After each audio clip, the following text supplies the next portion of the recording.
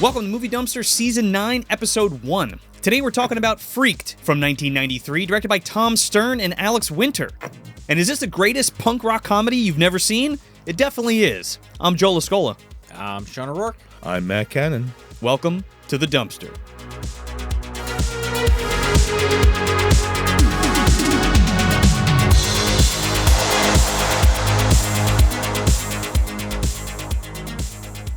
Season 9, my boys. Nine. Number nine.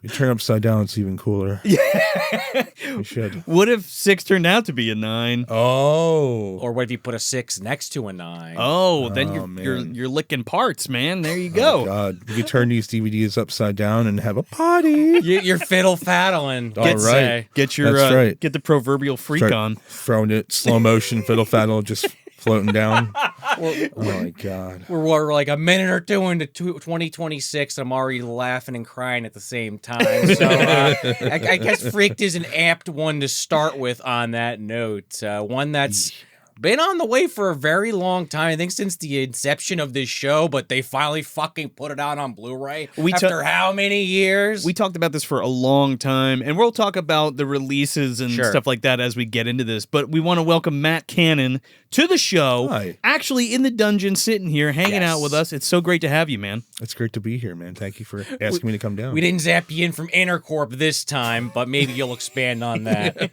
Were you fired? I don't know, maybe. You're hired, actually. Oh, shit. Yes. You're all part of the Innercorp segment that is taking place here inside of the dungeon today. That's right. Where do I get my It's all connected, man. Yeah. Where do I get my David Byrne jacket? That's what I want. We couldn't afford it. We're still trying to get the money for it. I got a clip-on tie. All right, that works. Right. Okay. I don't know if it can be big enough. It's fine. We usually wear very thin clothes that show everything, and yeah, so you don't need to wear really anything major. That's an HR report waiting to happen, my man. Actually, they're the ones who came up with the idea. So Okay. Sorry, I hate to divulge a little bit. But before we get into the hideous mutant freaks, if you want some more Movie Dumpster content, you can head over to patreon.com/Movie Dumpster. You can get an ad-free audio version of the show for only $2 a month, and you can get some other great stuff at the $5 and $10 tiers. We also have a YouTube membership program where you can get some of the stuff from Patreon, none of the physical items, but you can still get commentary tracks and all kinds of good stuff like mini-sodes and stuff like that. So check it out, and if that's something you want to do, you can help support your favorite show. And if you're watching the show on YouTube, please like the video and share it with your friends, and subscribe if you're not already. And if you're listening on your favorite podcast app, leave us that review and 5 stars if you got the time. If you got time to even write a review, sentence always helps. Anything really. I see you guys leaving those reviews. I know when the last one was left, we need some more reviews. It helps grow the show. We're just talking about growing the dumpster community. And if nobody knows about it, we can't grow it. So we can't do it without you. Yeah, man, those reviews help more than anything. And also, if you're not subscribed, I was looking at our analytics. I know this is some inside baseball here, but like there is almost 25% of people that watch the show every episode that are not subscribed. So if you can do us a favor and hit that subscribe button, that would really help us. And again, like Sean had already said, like, share, do all that good stuff. But if you want to spend a little bit of money, a little bit of scratch, you can go to moviedumpsterpodcast.com. We got shirts, we got hats, we got stickers, we got all new merch dropping this year and some stuff that's already there that you can check out. So yeah, help you support your favorite show, moviedumpsterpodcast.com. So gentlemen, here we are, Freaked. One of my favorite movies of all time. And I think all of us here. And we had to bring Matt on for this because this was like one of those things where I was like, if we're going to do Freaked, we got to have Matt on the show because like it means as much to him as it means to me. And you were the perfect fit for it. So we're psyched to finally have you on and talk about Freaked. But before we get into Freaked, I want to talk a little bit about you, man. What's going on with you? What do you do? What project you got going on? Hit us with it. Thank you, Joe. I really appreciate that. My name is Matt Cannon. I do a project called Lapses.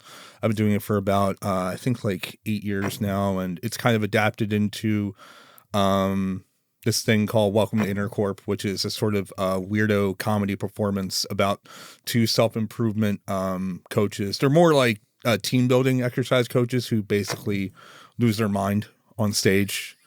Yeah, I've witnessed it. You go a little crazy there. We're absolutely just not really quite there, but it's just a fun little like sketch inspired audience participation kind of thing. So it's really fun. I've been doing that. We've been doing Welcome to Innercorp for really not even that long. It's fairly new. And I also do film scores for independent horror films on the side. I've actually done stuff for Movie Dumpster, and I did the 40th anniversary the Creep Show episode, and also I do your talks From the Dark Side, yep. team. The music, man. oh my god, you nailed that. Killed it, man. Yeah, Well, you got thank it so close, it literally gets copyrighted every time. They're like, hey, that's ours. Every time it gets copyrighted, and we're like, dude, this is a fucking cover. Our buddy Matt did it, and blah blah blah. It's totally different. Yes, Yeah, yes. man. And the CBS is like, okay, and they click it. Yeah. Yeah, I definitely researched a lot of synthesizers that the theme used, so I got pretty close, and It's like the same damn sound. It really you can't is. even tell the difference. it is clearly. it's crazy, but that was so much fun to do, and like that's what I love doing when I do scores. And a lot of stuff I get asked to do are like stuff for like Saturn's core, like recreations of kind of like period scores, like 80s films. So I love researching the sounds of those kind of eras of synthesizers, and we're looking at composers and what they use for those kind of civic scores. That's always really fun to do. So that the talks from the Dark Side thing really was exciting for me. Yeah, man. Yeah, So for good, sure. so good. You're also working on a mutual friends project, John Campapiano, Yeah. who we had on the show for his Snapper documentary, the Man-Eating Turtle movie that never got made. You're working on The Farmer and the Shark, which is a Jaws-adjacent documentary that's coming out soon. I think it's already screening a bunch of places, but Matt had done the score for that as well. Yeah. John hit me up about it. I think our mutual friend Josh Schaefer recommended me to him because I did a shark film already called Bathtub Shark Attack, which is like, at least I think. I could be wrong. So Josh, if you're watching, I'm sorry if I'm fucking up all the details. But yeah, he recommended me to John, and it was great. It was really fun. It's one of the biggest jobs I've ever got to work on. Like it's insane. It's so cool, man. It's insane. Yeah. So it's so cool. John's done some pretty crazy documentaries at this point. I mean, he did that It one a few years back, the Pennywise one. Yes. He did the Terrifier 3 one that I worked Terrifier on with 3. him. Pet Cemetery. I Yeah, think the he's Pet doing Cemetery something one, with the Sasquatch, because they have that Sasquatch from where he's from, the local one that he's involved with. Yeah. Yes. Sasquatch. Yes. Yeah, Sasquatch. yeah. He's That- always doing something interesting. So. There's a big story behind that. I know that's more John's territory Yeah, no, to sure. get Yeah. into all that. But yeah, no, he's so cool. Yeah. He's just so serious about all these projects. And I know he's working on stuff right now too. So Well, we got to have him on to talk some It, dude, You this need year. to. So that's what's Oh my going down. God. Yeah. I was going to say, we've been talking about that Munchie 3, or I Yeah. guess Munchie 2 technically, Munchie, yeah. for a while. We got to get him on for that. Munchie Strikes Back. Yeah, when he goes to heaven. Yeah. Talk to Colonel Sanders. oh my God. Yeah, I love it. Gotta have him on. That's why I'm like, why am I here? There's no purpose for me. What are you talking about? I have no. You're a very good I, friend of mine and ours. I know. Yeah. But you we love you so much. We love the work that you do. I And know. I appreciate it. No, for sure. don't be so modest. It's okay. I'm just hiding under the table now. Yeah. I'm just gonna eat these fiddle faddles here. Oh, and dude, just munch disappear. on it, man. Yeah. Yeah. Get some ASMR Can up I? in here. I wanted to eat it before the podcast, but he told me I couldn't eat any. Fiddle faddle. We don't have any diet sodas to go with it. That's Nah. fine, but I think we also turned the dumpster into the dumpster den today. Oh, it's the dumpster den. Dumpster for sure, den. dude. So we Elijah should- Scuggs' dumpster den. Yep. Yes, 100%. There's no picture of like dogs and That's like true. ducks and like it's not like a night like a Yahtzee Yeah. like, little game just sitting in the corner. We're not playing like some 50s Yes. like lounge music. Right. Yeah. We don't have Yep. Toad bringing out drinks. Yeah, Young yeah. Toad. So yeah, before we get into like the meat and potatoes of the movie, I want to talk about like our experiences with Freaked, like as kids, like growing up, and like how this movie's kind of influenced us and kind of our first times watching it and stuff like that. Yeah, this is one I definitely saw on TV and didn't know what the fuck I was watching. It's like you catch it in the middle of the movie, you just see Alex Winter covered in darkness talking to Brooke Shields. You're like, what the fuck? Is he like cactus attached to him or something? We'll get into it, but as I was watching the movie, I was just enthralled. And then I don't think I ever caught the name. So then it's like that thing where you're like hunting for it on TV every couple of years. And I don't remember if I actually ever figured out what it was called until I finally like went to Joe's house and he had like the DVD or the VHS. And I was like, this fucking movie! I've been trying to find it for a decade. Always loved it. It was just that's basically my history with it. Liked it from the get-go, didn't know what the fuck it was. Once I found out what it was, I loved it even more. Could watch it from beginning to end. Got that incredible intro I had previously missed. Got the full story. Got Ricky Coogan's full story. It's a comedy classic, and we'll expand on that. I love it. That's great. It's one of those movies where if you were in the 90s and if you were lucky enough to have seen it on HBO or Prism or whatever, then that's great. But it really was that kind of thing. Like if you were there, you had to be there to watch it. Like when I first saw it, probably like, I can't remember, like maybe like 97. Because the movie, like it was made in 93, but it didn't even really get like a major release. And I think it just got released straight onto cable like in the late 90s, and not like anybody would really notice anyway. So like it just, it came on one day, and I think the first time I caught it was at the end of the movie. And I don't want to get into the end of the film because I know we'll break it down. Sure.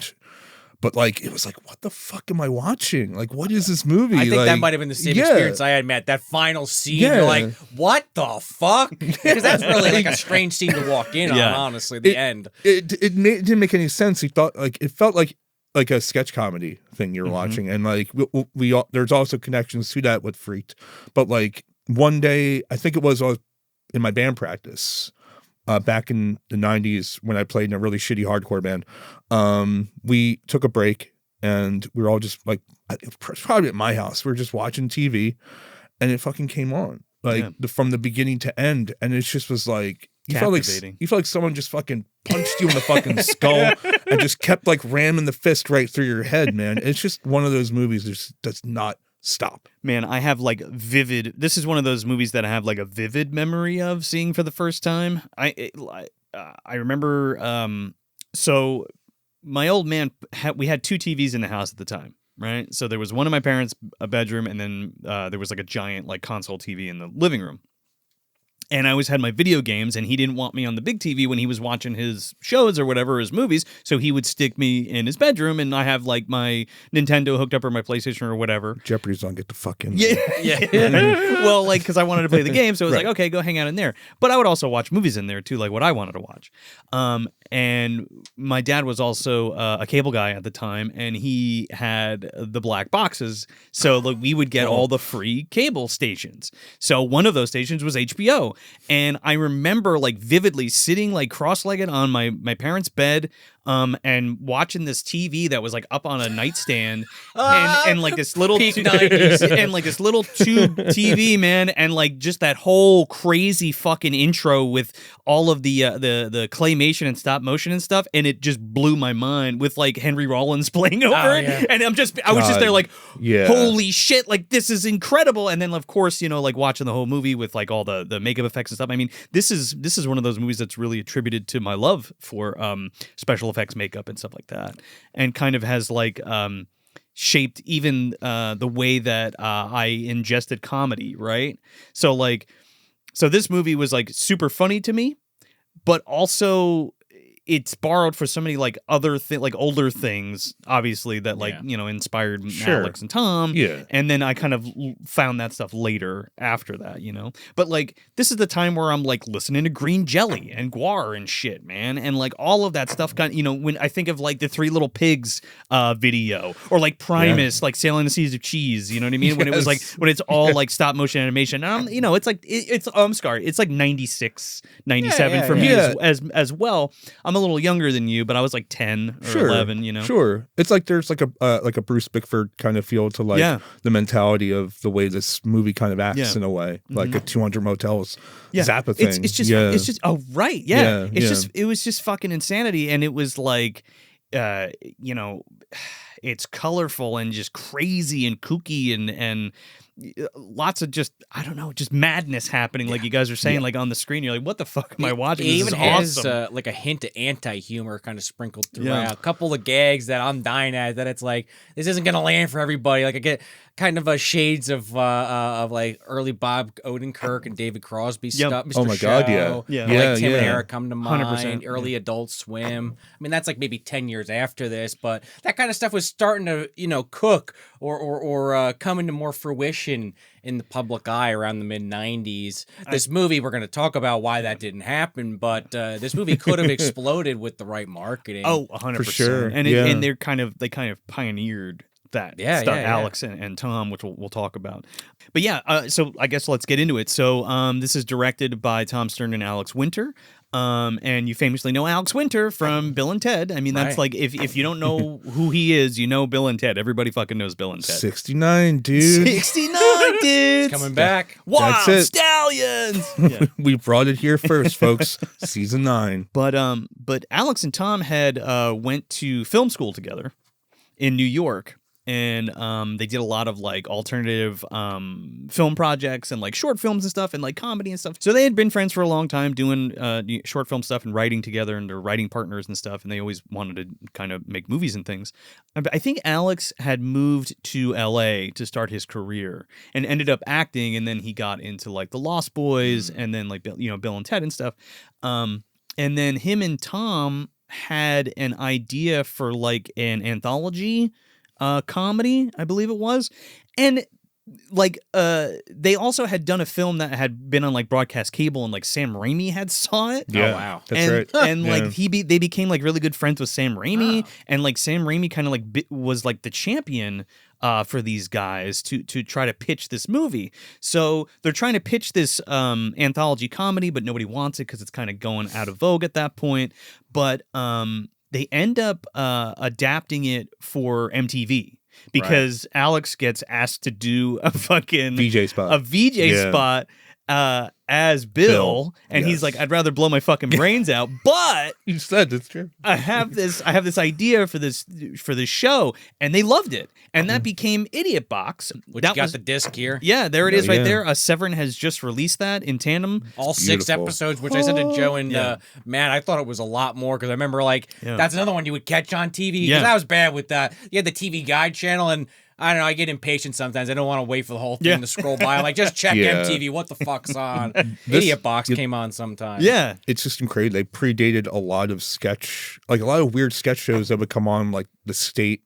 And I actually think they predated like when Kids in the Hall really started getting like syndication. Before it like popped off. Before it popped off. They remind me of this style of humor too. I meant 100%. Yeah. I know they were like really influenced by like SCTV. And there's like stuff about like that actually flows into Freaked that it's kind of inspired from SCTV. No way. Okay. Yeah. It's like Elijah's character was sort of inspired by Guy Caballero, who was a character on SCTV who was supposed to be playing the station manager. Joe Flaherty played him. Right. Gotcha. And Jackass. Yeah. Gilmore, that was his character, Jackass guy. It's also in Blue Monkey, remember? Yeah. We talked about that a few years back. Yeah, he pops up in everything here and there. And he's just like, underrated. oh, it's Joe Flaherty. It's good to great. see him again. So they make that for MTV. It's like one of the first live action like sketch comedy shows for MTV too. Like when they came out of music videos. So that was kind of like a renaissance piece for that, right? Yeah. And then you had stuff like Liquid Television and all that kind of stuff. Kind of follow that. Yeah, I think that was kind of what they were marketing when they got into Idiot Boxes. They were saying, you guys have Liquid Television. Yeah. You should consider what we're doing here is actually really creative and along the same lines. Yeah. So yeah, there's a lot of success with Idiot Box, and now they want to make a movie. They also shot a lot of the Butthole Surfer music videos, so they have like a really close with them. And Freak kind of started out as a Butthole Surfers movie. The Welcome Texas or Entering Texas. Entering Texas. Yeah. It's such a fucking insane short. Anybody, I think it's on YouTube. If you get a second, please watch it. Yeah, it is bonkers. Pure bonkersville. That's kind of like the early stages of Freaked and how that kind of came about. Right. And then they were going to pitch the movie to Fox. And then that's how they kind of figured out, along the way that they were going to make this, crazy movie with mutant freaks and all this kind of shit. And it kind of evolved into what we got now, Yes. And it was originally conceived as like a PG-13 pitch. Yeah. They took out the human bombs, apparently had like characters like walking around as human bombs in the original, but that was the Butthole Surfers version. Yeah. But even though that it changed, they still involved like Gibby and Paul Leary and all those guys. So it was still like this like full on rock and roll punk rock effort. I mean, Butthole Surfers have music in the Yeah. movie. They're credited as Yep. one of the main Yep. 3 acts that did the music right Yeah. in the And front you got credits. blind idiot guy, Blind Henry Idiot God. Rollins. Yeah. Yeah, that's with Paul Leary and the whole like thing they did because they couldn't afford their budget got cut later on in filmmaking, and they lost like advertising, they lost Music. the soundtrack, Yeah. and so they originally had like Red Hot Chili Peppers and Iggy Pop, Motorhead. Motorhead. Yeah. It was stacked, and then It all was of a totally sudden stacked. they just got the fucking rug ripped out from them. my God. Which is Seriously, which is bizarre because this is basically Idiot Box, the movie essentially. But like they go to Yes. Fox, they pitch this, they greenlight it, they Yeah. give these fucking guys now they're kids. They're 24 20, years yeah. old at the time, Yeah. dude. $12 Yeah, million Alex Winter's dollars. pretty young looking in this. $12 million. Go Super make young. go make your passion project. Could you fucking imagine, dude? But it's weird too because when you look at MTV when they were doing things back then, it wasn't just like, okay, go ahead and have it. You still would have to pay for airtime, Sure. and that's True. kind of what led to Freaked in a way because there was a when they were asked to come back and do season 2, Alex there was a couple of stories. There's one where Tom says that they wanted a raise and they were denied, and there's also what Alex said that they had to pay for the airtime, but they had like a whole like season written, and they basically said, fuck it, we're just going to take the money we have and just go do something else. And that was kind of the beginning trails toward Freaked. And that's where they kind of, I don't know if they met him there, but they worked and co-created Idiot Box with Tim Burns. Who Yes. then kind of, once that show basically collapsed. You have to get into Tim because he is one of the most under talked about guys in this film. He is he's such a funny fucking dude. And if you're on social media, the Freaked Facebook page is basically ran by him. Oh, no okay. shit. Yeah. Yeah, so you can like write shit and he'll like fucking comment and like bitch at you for getting shit wrong. I love that. But yeah, he's really great though. They brought him honestly. in. He's- I was he's great. reading just to help with the rewrites for free because once they knew it wasn't going to be this Butthole Surfers thing anymore, they were like, all right, well, let's bring in Tim. Like, we need another writer. Like, Yes, we worked well the with him on rewriting. Idiot Box. And it seems like they've done a ton of projects, the 3 of these guys, just over the years, over decades. Yeah, together. it was Idiot Box that so the way they got hooked up together was Tom and Tim worked on the Jim Henson Hour. Which was like this really like weird like experimental Jim Henson thing he did. And I don't think it was too far from like before he passed. Was he passed in what 93? Was it 90? I think it's around there. Right? Yeah. Oh, really? So- So, like, right as this is coming out, I didn't Yeah, even yeah, I missed yeah. that. It also Wow. sat on the shelf for 3 years too. Don't Yes. forget. Yeah. So, But like there was something in I'm not sure if it was the Idiot Box that brought Tim in for this reason, but there was a segment that Tim wrote called Dog City. That was Okay. like Tom basically mentioned to Alex, like, you have to get this guy in with writing with us. He's fucking amazing. Well, it's a smart decision. Yeah, and like it's Dog City is on YouTube too, and it's just and like there's a character in it that basically reminds me of Ortiz to some I extent. could So believe it, dude. Yeah. I'm like, there has to be a relationship between 100%. that. Yeah. Well, to that point, yeah, they would Alex and them would like meet actors and stuff on different projects and bring everybody in. So like it was always this collective of like hyper creatives that they always kept a tight knit group with, which I just absolutely love. And like, I see this happening with like us, you know what I mean? Which is kind of neat. I don't know. I Oh, for sure. watching a lot of the interviews and stuff like that, I was like these are my fucking people. Right, and there's a reason why I gravitated toward this and like why it's so inspiring to me, you know what I mean? They were all firing on the same cylinders. Yeah. They all had the same passion. That's why I think I've mentioned it before. But anytime this kind of topic comes up, I always think of Lord of the Rings. Yeah. You always hear those stories. And I actually watched an interview recently. It's an old interview, but with John Rice Davies, he was like, this is gonna fucking fail. I'll just go out there for a week. I'll have a nice time. Real Alec Guinness way to look at it. Yeah, well, when he got out, yeah. and he like kind of was apologetic. I think he was on like what's his face's podcast, the guy that played Lex Luthor. Which one? The TV show version. Oh, I don't know. Anyway. I know what you're talking about. Long I know story what you're talking about, short, he thought it would fail. He went there. He saw everyone was so passionate. Everyone was on the same page. Peter Jackson was a joy to work with. So, Freaked. It's kind of funny going from Freak to fucking Lord of the Rings. Yeah.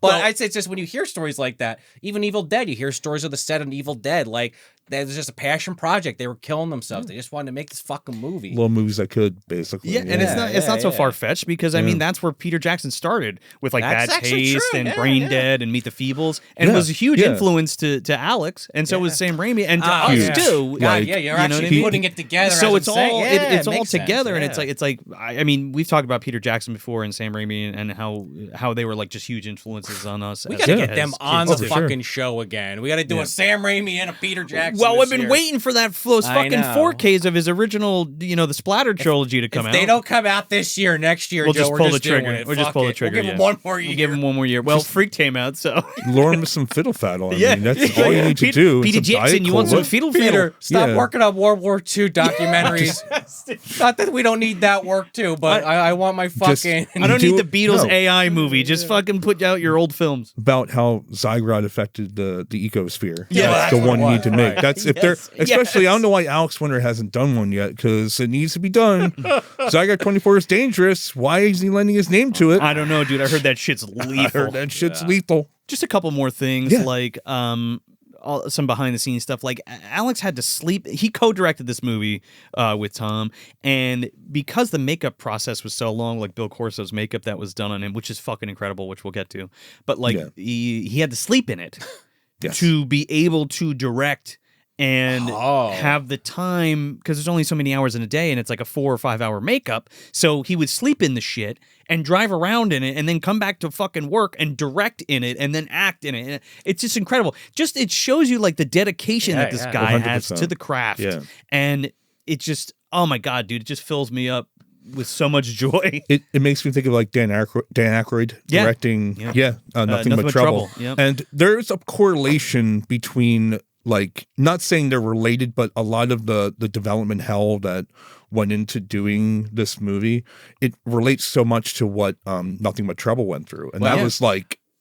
That was like a passion project for Aykroyd to make. yeah. And he Oh, loved 100%. it, and he didn't care that people thought it was a crazy movie. It was his movie, yeah. And like, yeah, he's going directing while he's in this crazy. giant like humanoid the judge baby outfit, or the right? judge outfit, yeah. And it's another one that like fucking blows me away. Believe it or not, Matt, there is a literal connection because Martin Campbell, the man who edited this film, also edited shit. Nothing in Trouble. I'll just do the Nothing list but trouble. There you real go. quick of ones I wrote down. Most of these are good. You can decide which ones aren't, but he did fucking Blues Brothers, Coming to America, American Werewolf in London, Nothing But Trouble, Wayne's World 1 and 2, Home Alone 3. Some of the best comedies of all Yes. time, and then Home Alone 3. Scary Movie love it. 3, Son of the Mask. He did do Hot Rod, though, so mostly a good record. I mean, you got to eat, right? But it's always fun looking at what people edit and just kind of... Also, I think we talked about this before. Me and Joe both also edit film and do it for our day jobs to different extents. Yeah. But it's just interesting when you see like how things are edited and you see movies edited by the same person. Sure. It's just you can kind of make those correlations. So it's funny you brought that up because I was going to mention that eventually. Those Nothing in rhythms, Trouble. It's like the elephant in the room in a way with this movie. It really is, because there's so much correlation. And like when you talk about Raimi and just like mentioning the Idiot Box, I know I don't want to go all over the place, but like when they made an episode that each episode starts with like Alex talking in this like kind of like, "Hi, welcome to the Idiot Box. You're going to see crazy, insane violence and humor all over the place." And then like he'll do all these different intros with the same kind of intention. But one of them he did was like in a cabin with a Sinead O'Connor doll, and as he's basically beating up the doll in this little opening, but like the outside of the cabin is basically Evil Dead. Oh, And they're gotcha, doing yeah. these like the fucking like what is it, the rushing camera shots. Yeah, And yeah. I think Raimi actually gave him these like shots to use. So like there's like so much lending and borrowing like from like, you know, Mark Campbell he worked with Raimi, you said, right? yeah, but Martin Campbell. Yeah, Mark Campbell, right. Yeah, yeah. So like all these people, like that's the thing, they're such a tight knit of like Malcolm camaraderie. Campbell. Yeah. Wow, I fucked that. Oh my Sorry, God. okay. That was Yeah. me. I said Martin, Mark. Sorry, Malcolm. My If we- bad. we put Mr. the- Campbell. Marlton? Malcolm? Not to be confused with Bruce Campbell. But we put Anyway. the tags in here. Yeah, Some guy named Jesus. Sorry Mark's about like, that. who is that? I'm like, They're oh, talking this about guy's me on this great. I podcast. fucked his name up 5 times. Don't worry, you're good, man. But yeah, man, it's just so great to see these two like indie alternative filmmakers, these New York punks, dude, just fucking come up and just absolutely immerse themselves in this project and all their projects. And I don't know, man. It feels so good to watch and listen to that, and it gives me like hope and inspiration and like shit that we used to do as kids and still are doing now. You know what I mean? We had like a whole fucking sketch comedy show that we used to do like on YouTube. Oh, yeah. You know, almost that's 20 awesome. fucking years That's ago. great. It was called Synaptic Kamikaze, which is almost just like Idiot Box, kind of, Yeah. with all the without like dogging on it. It's just like one of those things that was inherent from like watching all of that kind of shit. That's awesome. Does that make sense? Well, I mean, Robot 100%, Chicken was yeah. very popular. When we Robot had that Chicken was idea. there. It was Yeah. out too. Yeah. But the thought process, it was all live action though. We didn't do animation. Yeah. Sure. But But that it was just- random yeah. scattering It was of thoughts. It was a sketch comedy show. You know what I mean? Yeah. And like just wacky fucking things. Like when I made a short film, I also direct stuff too. I'm making like That's right. Duh. Yeah, I'm We didn't talk about I'm that. making. Right now I'm making some documentaries. I'll get to that briefly because I want to break the thought. It's of okay. what you're Go talking for it, about. man. Go for it. But like when you're talking about the influence of Freaked, even subconsciously, I made this movie called Hexercise that is Yeah. very much in the vein of like this kind of silly, weird kind of universe of comedy, and I know that probably leaked in there somewhere. It's just like when they made Freaked and when they made the Idiot Box, they really just made the things they wanted to make just to have fun. And even if Yes. whatever message was behind it, I don't think that was the main idea. No. I think it really was just like, let's just do whatever the fuck we want to do. MTV is giving us a nice amount of money. But at the same time, these guys, like when they made shit, they didn't really spend the money. Like they would take a fucking $5 bill and stretch it. That's the other Yeah. thing, That's and like- that's a whole mentality too that Yeah. that we Speak of that, Jackson, that speak of we've Raimi. done. You know what I mean? Like, Yeah. it's just like using the money that you got and like going as far as you possibly can with it, Dude. Turning 12 million into fucking 25 Yes. million. You know what I mean? Well, like for reference, Idiot Box, when they went and shot these interior shots, they have a segment called The Hugging Family. Yeah. And it's basically just a family that hugs but after like these dumb, horrible things happen around them. But the house they shot in was the 90210 house. And they would No shit. They let them their producer, I don't know, who's really cool producer, let them they got no permission from nobody. They would just sneak Guerrilla- into the fucking guerrilla house. I love it, man. I and fucking just love shoot it. like that. But that's kind of the amazing thing about Tom and Alex. And I say Tom and Alex because those two are really the genesis of 100%. everything that we're looking at here. And then Tim coming in just like fucking, it's like punched his fucking fist up all everyone's ass and just like came out the fucking mouth and just exploded into humor everywhere. Like yeah, and blood and fucking rubber chickens, basically. So we talked about this briefly before, but you know, Sean had brought it up, and I think Matt as well. But like, they didn't know how to market this movie, so Fox gives them all this money to make this fucking movie, and like, didn't pull the plug the entire time. And then finally, when it was all said and done, they were like, "We don't know how to market this movie. The test screening didn't go well. We don't know what the fuck to do. Yeah. So fuck you. We're shelving it." And it was like, okay, but why didn't you say this, 2 years ago?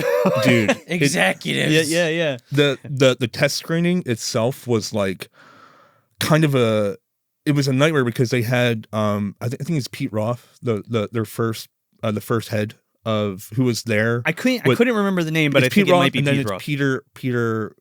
I can't think of. I was about to say Peter Cushing. That's why for I a didn't minute say there. Peter. Yeah, Oh, yeah. 'cause Actually, I loved something it. like that. Yeah, but After I fucked that name up 4 times, no one's chancing it now. You may watch Freaked when ready.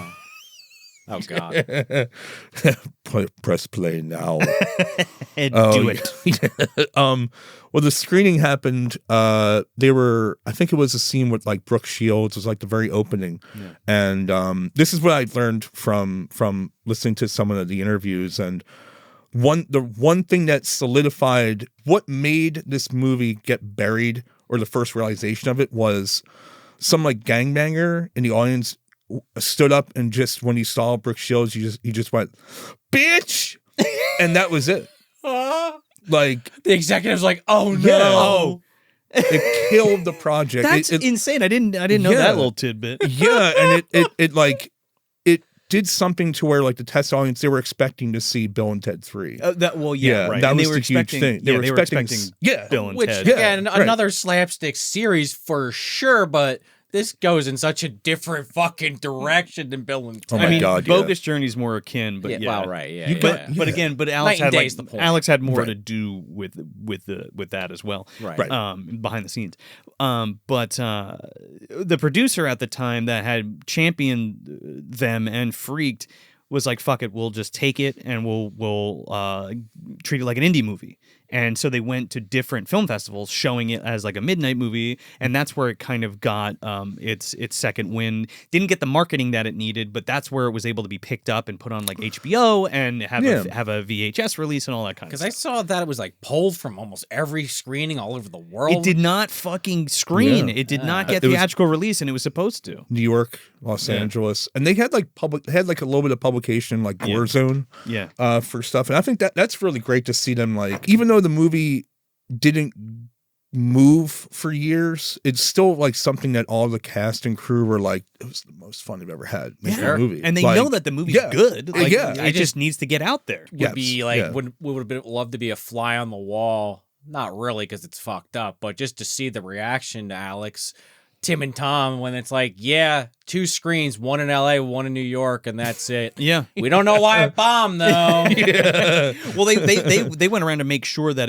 They people tried, saw it. right? Yeah. And it kind of like went into obscurity, and then we talked about this before about how people have never seen it, or like going to physical media and things like that, and how the availability of it. But like it was only on VHS, and then the DVD gets a release. I believe this is like 2002, 2003. Really, I remember It's gotta finding it be. like at a fucking Coconuts, I like, found or something like that. Yeah, I've told the story before, but I Yeah. used to go into Suncoast and have a list of shit that I would give to my friend who worked there, and she would pull everything for me, and I'd walk out with like a stack of that's shit. awesome. Right, yeah. Because I was cool. 15 and I had like a really good paying job, and like nobody else around me did, so I was buying bullshit all the time like that.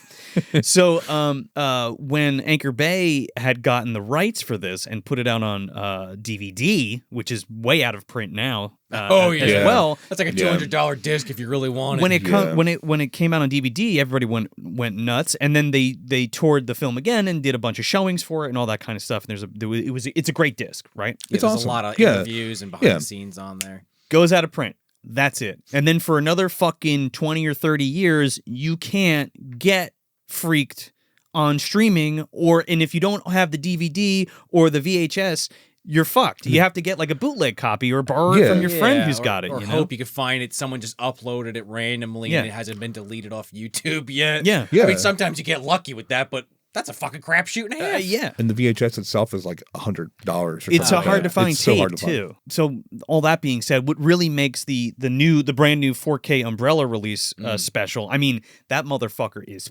packed to It the looks like gills with stuff. There is an entire hardbound book with like essays and behind the scenes stuff. There's a whole copy of the script. There's a sticker pack. There's 3 discs with all special, the 4K UHD disc, and then like a Blu-ray it's packed with special features, and like 2 other discs that are packed with special features. There's like a poster that comes with all this shit, hardbound box. It's beautiful. Look at it. It's just sitting It's there gorgeous. going like, just touch me. Okay. When that was announced, I like literally freaked. Yeah. TM. Freak TM. Yeah. I still gotta pick it up because Good job there, saving the that. special edition. I think you can't get anymore, but they just have the regular disc for like $35. You I gotta can't- grab it. Look, let me tell you something. A lot of people complained that I saw. There was people complaining that because it's $85 for this set. Yeah, I mean, so was the Rump one. That's I'm sure that's awesome. pretty common. Yeah. But I don't think that's a price, a high price to pay with how much shit comes in.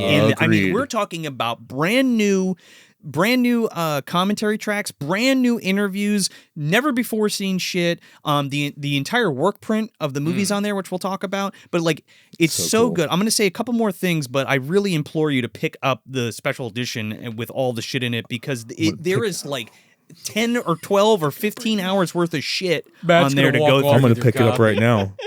I don't want to wait for Umbrella to send it to me.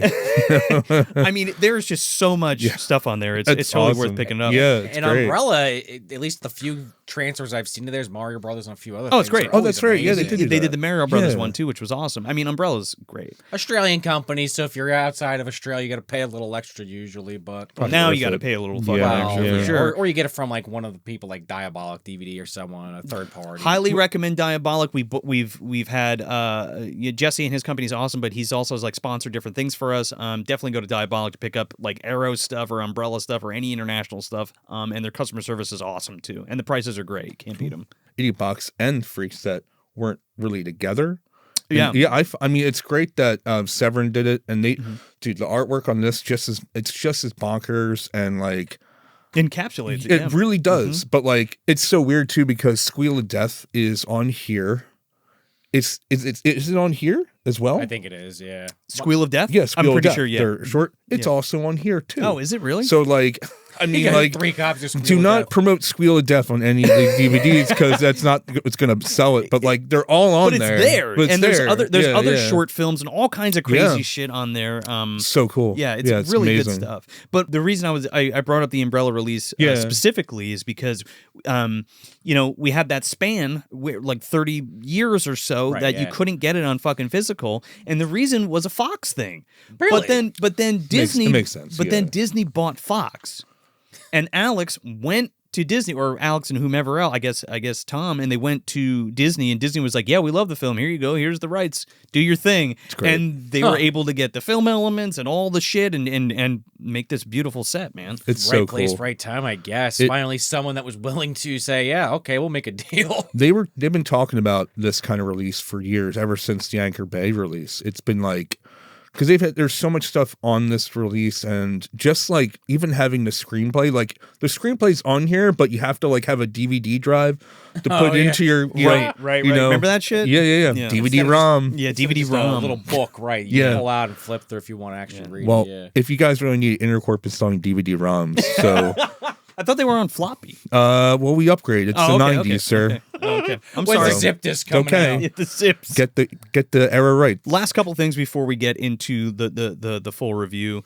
There's a lot to talk about here. Oh, You know what I yeah. mean? So I knew we'd have a heavy front load. But yeah, there's so much more stuff on those discs. So we highly recommend picking up Idiot Box from Severin and the Freaked Blu-ray from Umbrella for sure. But the special effects team here, fucking all timers, dude. All timers. Ulterior special effects. We got Steve Johnson. We got Tony Gardner. We got Screaming Mad George. We got Bill Corso. Kyoto Brothers. The doing, like, Kyoto stuff. Brothers, Kyoto. David Allen. Sorry. No, you're good. Yeah. Kyoto Brothers, David Allen's working on this fucking movie.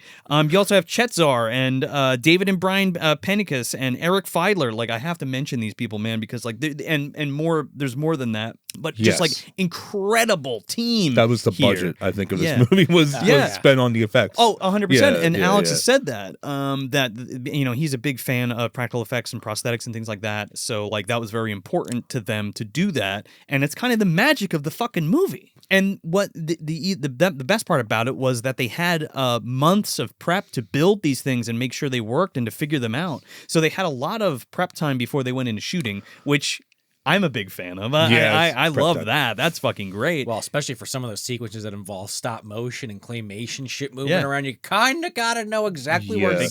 Exactly what you so need. it works, right? You They- know? And they- like when you're storyboarding and shit. I was just gonna same say, thing, yeah. they had everything prepared for months on storyboard. They didn't want to just walk in there and waste their time. They had everything ready to go, and it just was like when Alex talks about it, he talks about like when you walked onto the set, it was like a war campaign. Yeah. Like there were just tents all around and people getting different shit done to them. Yeah. And like that's the most amazing thing about this movie is what Sean's saying is that the effects is really what, like, it's the movie's fucking incredible, but the thing that draws people in is the practical. When we're trying to do the research on this thing, it's instead of it just being story, it's just joke after Yeah, joke a lot of I mean, joke after man. joke. But And it's so good. The though. through line's there, Yeah. but it's like It's this there. crazy Yeah. kaleidoscope of like Ed Roth, fucking punk rock crazy Yes. colors and all Yes. this crazy Yeah, shit. yeah. Man. It's like nuts all around that, and I think like having that, but it's got a solid ass comedy base, and then like putting that stuff like layering it over the top just fucking puts it over. For sure. It's contextualizes it in such a fun fucking way, man. It really does. Yeah, and the last thing I wanted to mention was the music. I mean, you got Butthole Surfers, you got the fucking Blind Idiot God doing with Henry Rollins in the beginning. I mean, that song is so fucking cool. Yeah, Yeah. and I mean, like, I don't have the composer's name down here. Kevin Kleiner. Kleiner. Yeah, Kevin Kleiner. He did music for like Leprechaun. Yeah, and you can hear it a little bit. You in can. there. It's very the whimsicalness of it, but there's like. You also have to also a lot of bit of Beetlejuice too. Yes, by the way. Oh, God. There's like but it takes from like a 1950s like Universal Monsters horror feel too as well. 100%. Like it really kind of like because there was also Todd Browning's Freaks that kind of played into it, but like it feels like a classical kind of score with a little bit of something extra added to it. But yeah, like Paul Leary, Blind Idiot God, even George Clinton Parliament, that fucking song rips, man. Dude, Freak of the Week, man. Freak of the Week, man. I love that track. That's just I can't bang to that track though. If I you never wanna, but you're gonna be the freak of the week. But that is a song to do it to, man. Hallelujah. And I always forget the damn name of it, but we get that fucking song that Cheech plays at the end, Up in Smoke, and the tutu. It's like towards the end. You Wreck My Eye. Yeah. I was like, oh, where's Cheech and the tutu when it came up? That's just my touch point, you know. I just wish that there was a scene like that where Elijah is on the drum set and giant fucking drumsticks. Just like hitting it like yeah. Dueling drums, him and Cheech. That would be his mutation. Instead of him turning into what he turned into, he'd be like, the Zygar 24 is not dangerous.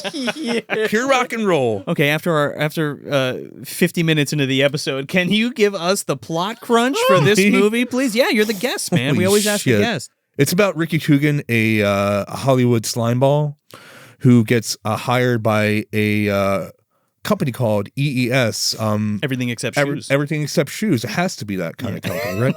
And so they ask him to be a spokesperson for a chemical fertilizer called Zygrot 24.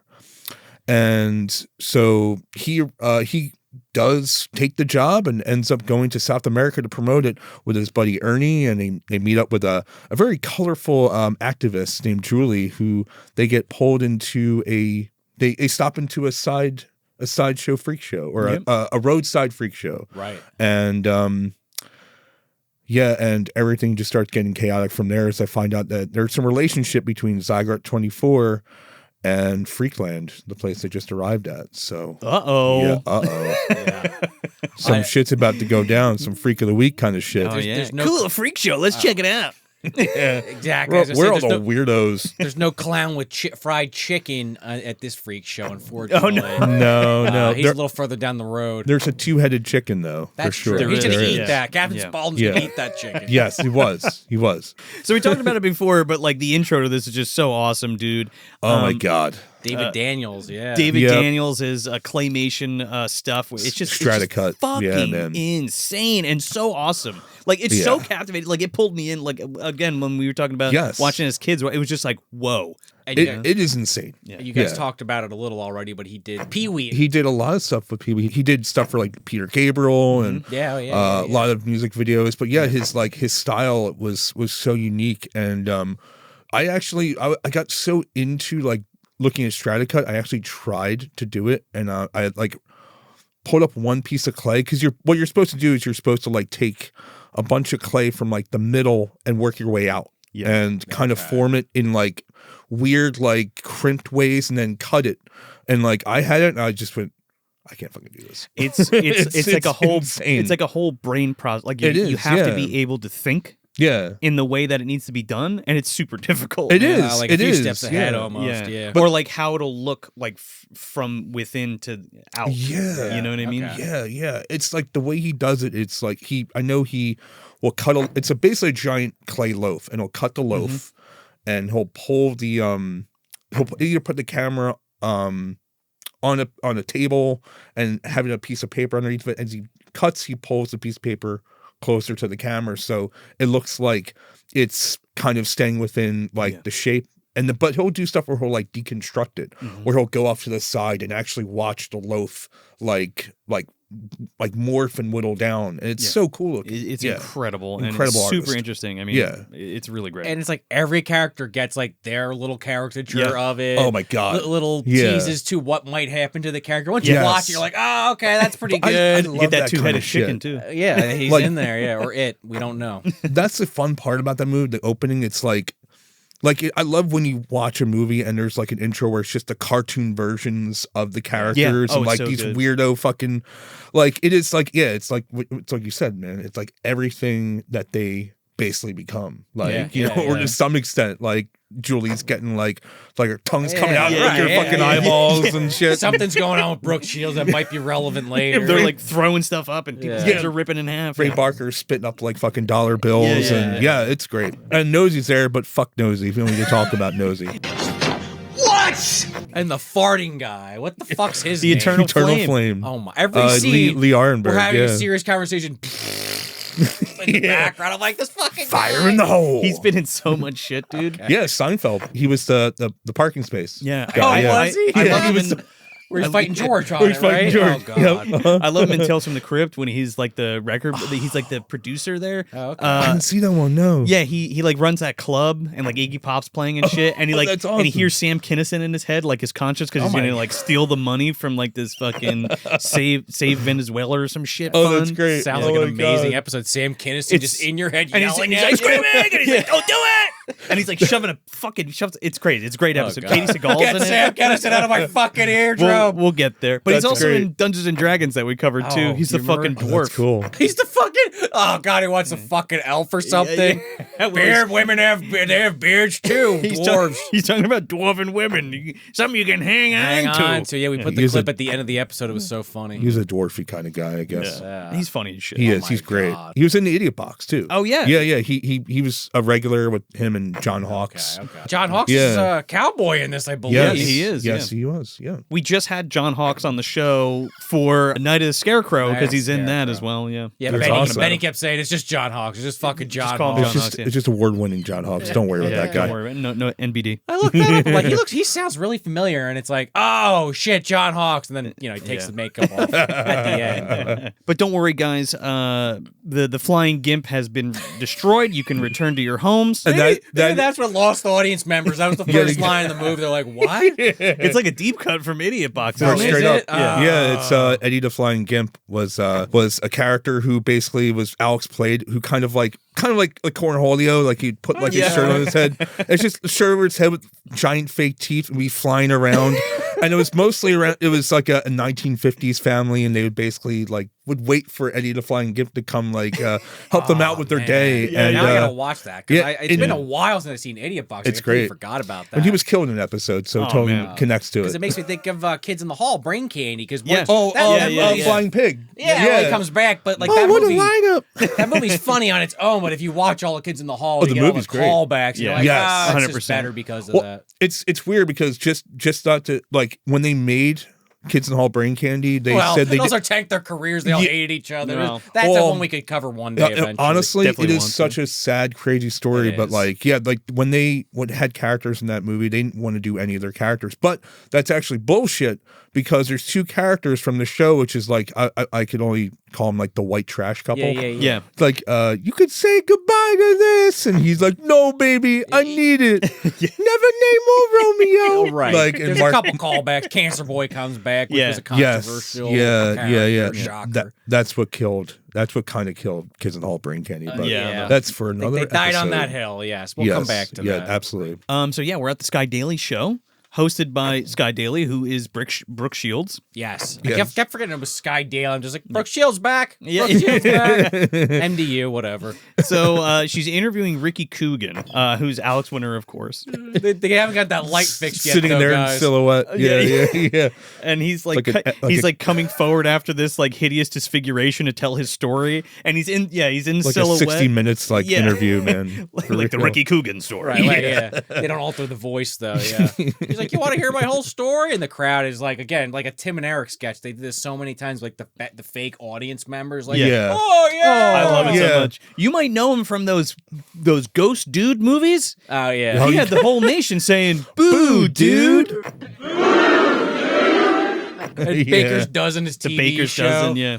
Stewie's gonna bring that up later. I need a fucking ghost dude movie for real. There is isn't there like a ghost dude? There's a poster or like a VHS or something. Somebody on the Freak fan page made a ghost dude poster. I'm gonna say later when we see Stewie's room with all the posters, there's a Robo Dude. And Yeah, it's just Robo Dude. His face Robo superimposed on Peter Weller. I'm like, all right.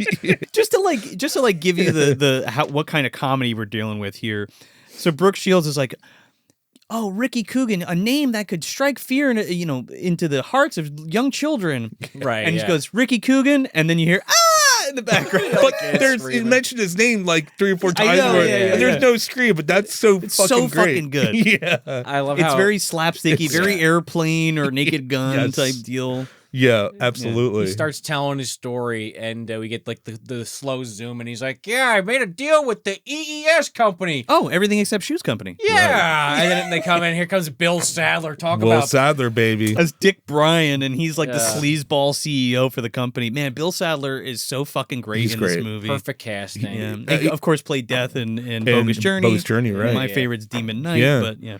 Oh God, and everyone, no one mentions Rocket Man, so Rocket Man's I'm going to another mention one I right wanna here, right cover He's now. in that? eventually. I don't remember. He plays the I guess you would call him like the antagonist or like the other He's like astronaut. the actual astronaut. The actual who has to astronaut. deal with Yeah. Robin Williams Yeah. bullshit. He's like farting into the fucking suit. Yeah. So get that the fuck away. It's just Biodome in space, pretty much. Oh, dude, I love Pretty much. Biodome. Yep. Oh yeah. But he's funny as shit in this for the little bit he's in it. Just this smiling executive like that just is like, the deadpan character he plays is so on point. Yeah, it's great. shady as fuck from Yeah. the get go, and Ricky with his Yeah. entourage is like, "How much?" Yeah. It's so more or less. Looks back to his spiritual advisor, and they're just like, "Nah, I don't think so." His This people sounds don't not think it's good either. Yeah. So he wants Ricky to be the spokesperson for Zygrot 24, which is this like industrial fertilizer or whatever. Yeah. And he's like, isn't that shit like lethal? And he's like, it was banned in the U.S. He goes, and Europe. He goes, Juan, come out here and explain it. Senor Juan Valdez. My name is George Ramirez. Whatever. Juan Valdez or George Ramirez, because he's played by like a few Four of the different most, people. but some of the most like weirdly famous midget actors or dwarf actors. Sorry.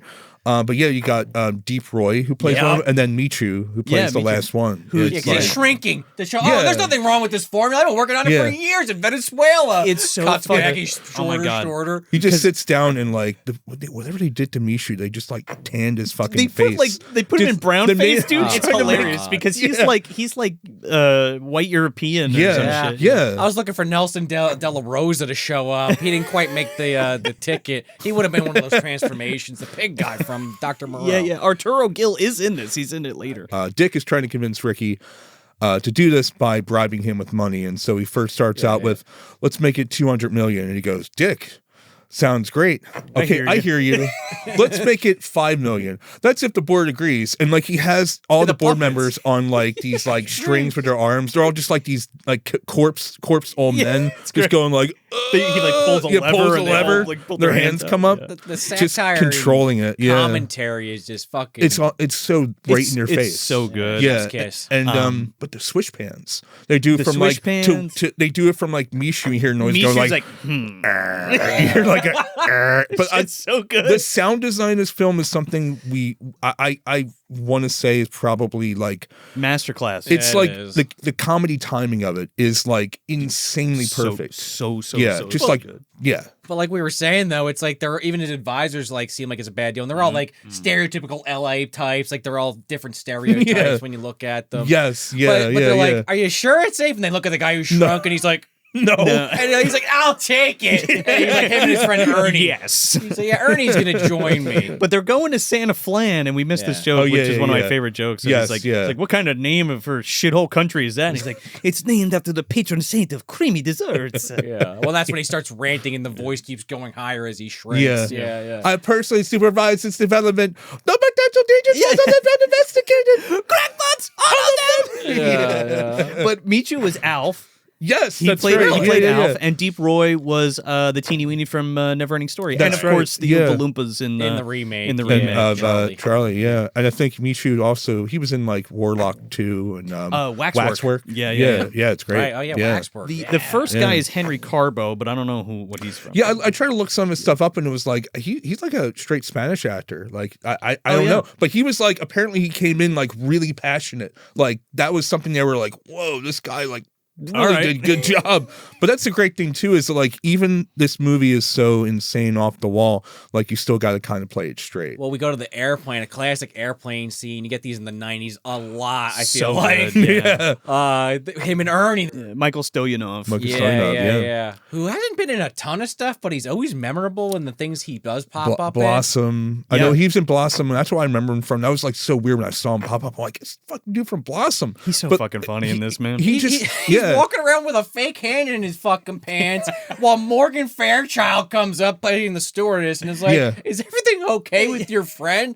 Yeah, he's just Ernie. He's fine. It's great. It's great because he's walking around. He's like, "Oh, ladies, oh, the one that was a manicure." And what like, is that, gravy?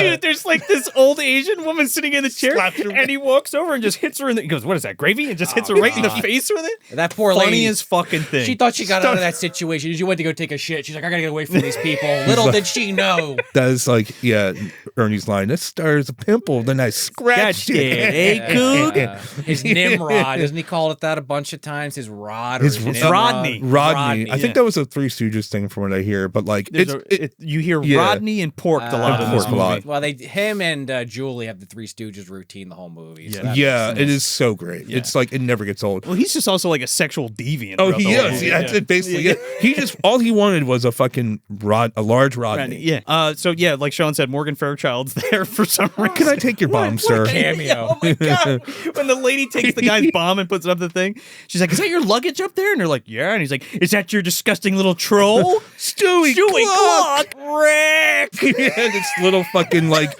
gremlin kid troll Alex Zuckerman who was in Hook and Blank Check. Pants back.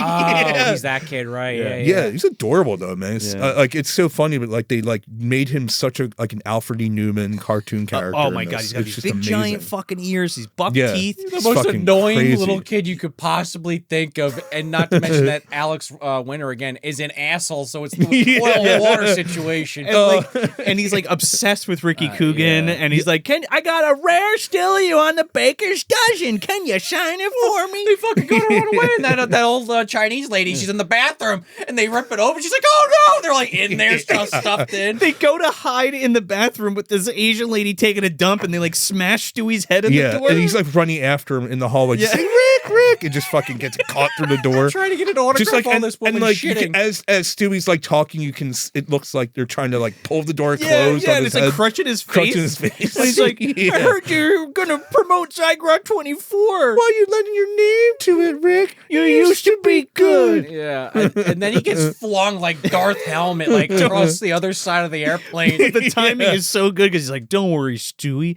I'm still good." Yeah. And then the fucking stewardess comes and wails him with a fucking cart. The cart, and then the bang, the fucking sound of the cart is like so perfect. And then they're just like so fucking satisfied, like, yes!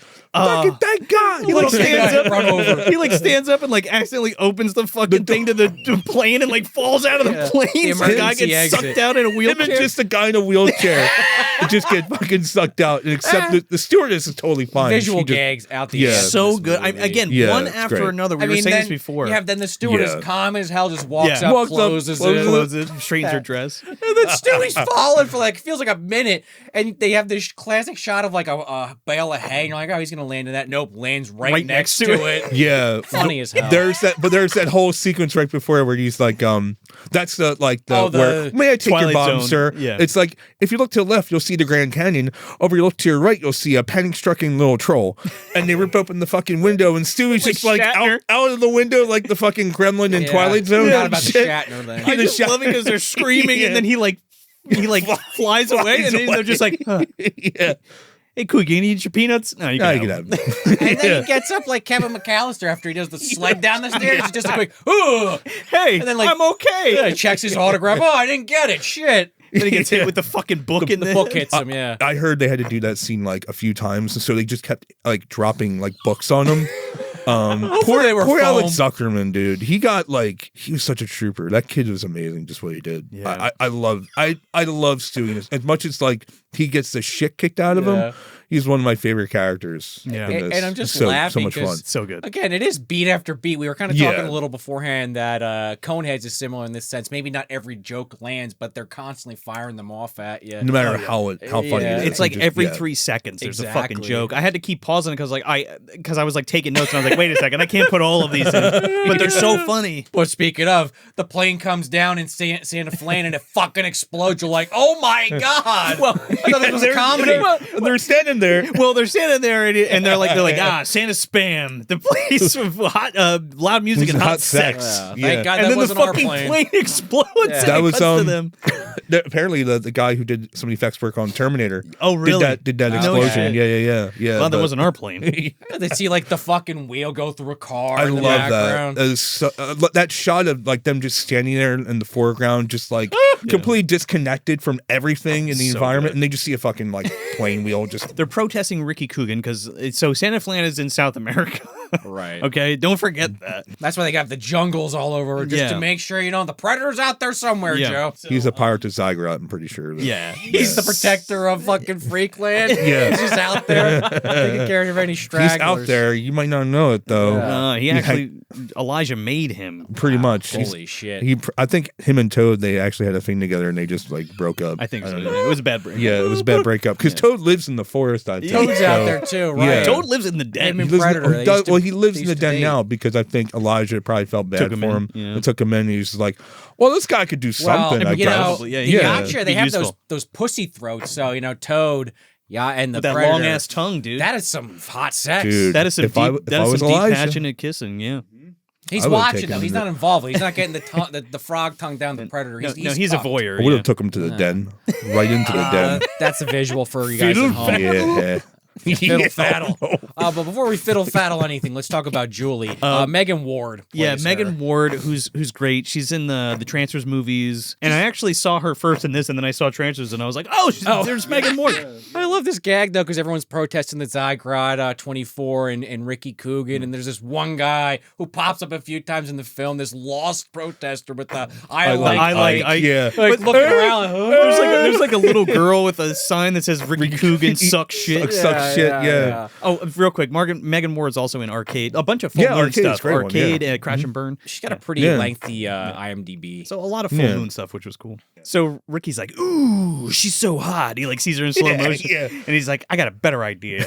So he fucking dresses up like this bandaged up guy with like blood marks and crutches and shit. Like an earnest move. Yeah, and he like goes over to Julie and he's like, oh, I just wanted to help you protest against people like EES holding us down and all this shit. I'm where you Josh. Yeah, this is where you first get the interaction between Julie and Ernie, where it's like Three Stooges. They're Yeah. like slapping each other and fucking punching each other. I don't think if Rick didn't say that he was an idiot savant, she probably wouldn't have beaten him up so much. Yeah. But he goes, You ever hear of an idiot savant? that's Ernie. Just minus the savant part. Yeah. And he's like the chauffeur for them now. He's driving Ricky and fucking Julie around. But I love how Yeah. Julie's talking shit about his career, and Ernie's like, oh, yeah, he's like a shitty actor, right? Yeah. How about that Ricky Coogan guy? He's a real asshole. He's sort huh? of asshole, huh? Yeah, yeah. And he's such a fucking narcissist. He can't keep the act up for 5 goddamn minutes. He goes, Ricky James. He's like, I'm better than that guy. I forget what they Oh, say. no. She goes, he's no Christian Slater. Christian And- Slater. and he's like, Slater? I can act circles that one note hack. You think Slater could improv like this? It had to be around when Heather's came out. That'd be a little playful barbing between the two, I would imagine. So they're driving. She's giving them this whole spiel about like human rights and how Zygrot 24 is so bad. But then like also there's like signs for the freak show. She's like, cool, freak yeah. show. And she's like, it's not like Zygrot 24 would have any effects. And he's like, hideous dog man. He's like, yeah, or a hideous dog man, or a frog man. Or Oh, wow, whatever. yeah. And That's stupid. because he's listing the names off. She thinks he's being an asshole. It's like, Yeah. But then she's into it, so it's Yeah. like that double entendre. I love one of my favorite things is when they drive past the Freakland sign and it zooms into the disclaimer. Yeah. It's like Freakland's a property of Elijah Emergency C. trademark of Scuggs. Elijah C. Scuggs. Yeah. Copyright. Any copyright or recreation is can't be allowed without prior written consent. Yeah, something Funny as shit. Yeah, that is like, and that's where like when they start coming on to the Freakland compound, Yeah. they're driving through, and like this is why for some other reason I always will think of Nothing But Trouble, because like Yes. they're coming on like the same thing, they're coming on to the property, and you just see like weird statues and sounds of like 1920s records being played, but like in this you hear like fucking monkey sound, woodpecker, and then fucking curly. curly. That's a funny And, like, gag. But that's so great. And then It's it's so like they're great, like fucking at Jurassic Park with this giant Yeah. Freakland. Yeah. game. Oh my god, it's awesome, dude. Freakland's so cool. Yeah. There's like a giant Randy Quaid head Yeah. with Yes. eyeballs, and then like the big top is like Randy Quaid, and you like go through his like coattails to get in the Yes. thing. You can thank Patricia Hardwick who did all the production I mean, design. on this. It was absolutely great. beautiful and awesome. Amazing. It's just so fucking Yeah. cool. Yeah. And let's get it straight. There are no weirdos here, guys. There Not are. one. Unless you count me. Yeah, Scuggs, Elijah J. Scuggs, one of Randy Quaid's probably best characters. Obviously, One of everyone the always thinks of best. Cousin Eddie, Yeah, but and Yeah. the dad from not Mission Impossible, Oh, Jesus. Independence Day. Independence Day. Yeah, Well, that would yeah, have been a yeah. very different movie. I really think this is his best role. Might be, I yeah. mean, he's just his comedy's on full display here, but like he's also like a great bad guy. Yes. Too? Yeah. Cousin Which- Eddie, I think he's a little bit too much just He's an idiot. Randy Quaid. Yeah. I think Also, it's- he's in yeah. Pluto fucking Nash. How could I forget the robot? Well, he's in Pluto Nash, but he's also in The Wraith too. He plays the deputy, That's the right. sheriff. Yeah, But He this just- is his role that I think of I mean, instantly. Again, he's- besides his Cousin Eddie. he was made for this shit. Yeah. and he almost didn't do it because they couldn't get the shoes. The shoes, right? yeah, they like spent a long time That's what like he was trying hung to up find the on? right shoes. Yeah. It's like you couldn't get in the character. Yeah. And like it's so fucking ridiculous. Like a shoe, but like yeah, the actors are fucking That's weird. that's where And actors lose me sometimes. Yeah, man. But they found like these Yeah. like white fucking Danny Elfman Forbidden Zone Golfer shoes. golfer Yeah, shoes, the yeah. same shoes that what's his face is wearing in Critters 2. They're like loafers. It happens in Vacation too. There's a lot of like shoe references when Randy Quaid's around because Maybe that's a yeah, thing. I don't Yeah, know yeah. because was it European? Like no, it was Vacation where he gifted Clark the pair of shoes. Like I know you really like the shoes. You said you liked them last year we were together. And it's like I'm Yeah. assuming Randy Quaid's like, can we have a shoe joke in here somewhere? Like, let's put that one in. So yeah, like That's my thing, shoe jokes. I could have one in each Just- movie. It's actually pretty. Yeah. It's pretty close to the Cousin Eddie character in terms of like the shit that he wears and like that Very style similar, kind yeah. of. He's a little bit Yeah. more A little bit, yeah. put together than Cousin Eddie, who can even Well, rub two rocks Yeah. together. Cousin but- Eddie's full trailer park, like 70s trailer park, and Elijah C. Scuggs is like sideshow Yeah, trailer that's park. true. He yeah. actually has a plan at least. Cousin Eddie, he came in on fumes on the tenement on wheels. Well, so. they originally Tom and Alex wanted fucking Oliver Reed to be Elijah C. Oh. Scuggs, and they fucking got him. Really? But No way. in the contract, it was stipulated that like he could drink vodka all day, and Fox was like, Oh. "No, I was- we're not doing I that." was just gonna say like He would've it's been the loaded. it's the what's that movie he was in? The Haunted House film he was in. I can't fucking think of it. Burnt Offerings. It's Oh, Burnt Offerings. It's Yeah, Burnt yeah, Offerings yeah, all yeah. over again Yeah, yeah. because he was known to be like a very like big drunk. He's on fucking set. crazy, Yeah, he man. was I mean, always I love drinking. Oliver Reed, but he's Yeah. a fucking nut, dude. Joe's- Especially in Joe's like that's like mentioned- spasms era. And then Yeah. I'll watch him in fucking The Brood. He's Yeah. just like, Oh, yeah, yeah. like I don't know. eyes are glazed He over. plays straight up, man. Yeah, this guy's Could you- ready to drink right after it takes over. Could you imagine him as Elijah C. Scuggs? And he's like, "Welcome to my Freakland. I'm Oliver Reed." Would you like some? So we also get introduced to Mr. Toad here. This is the firecracker line. I used to blow up toads with firecrackers. Yeah, but it's like there's so many good Yeah. gags too because like Toad is like stealing Ernie's, like he steals a That's Zagnut why. bar, steals his fucking cigarette. cigarette. I used to Yeah. blow up toads with firecrackers, pal. Right. So you just watch it. And then I don't understand what happens, but like Julie has a butterfly in her hand, and then like Yeah, goes I into think her it's mouth. and she's supposed to be "Ugh." like. I think he's supposed to be grabbing it, but like it looks like it just like disintegrates. Oh, that's So- probably yeah. what it is. So Okay. Yeah. she's like, oh, the beauty and nature of life and how like Elijah's done all this stuff to like show people the different side, like freaks are beautiful Yeah. or whatever. Yeah. And a fucking butterfly lands on her finger. She gets scared and turns around and like screams and like puts it in her mouth. Oh, that's what it is. Yeah, her whole character just gets like unfurled after a while. Like she's just like this kind of like fake, like you said, like she's like reads all this stuff on a pamphlet and like That's what comes it and is. does Yeah, it. like Yeah, the and fake LA personality. Yeah, you know, straight up. And, like- stereotype. But I do love how this leads to them being told by Scuggs that, yeah, you missed the show. They don't know he has an ulterior motive, obviously, but he's like, I can show you something kind of cool in my shed out back. I love it. He's like, but I got a private exhibit in my shed.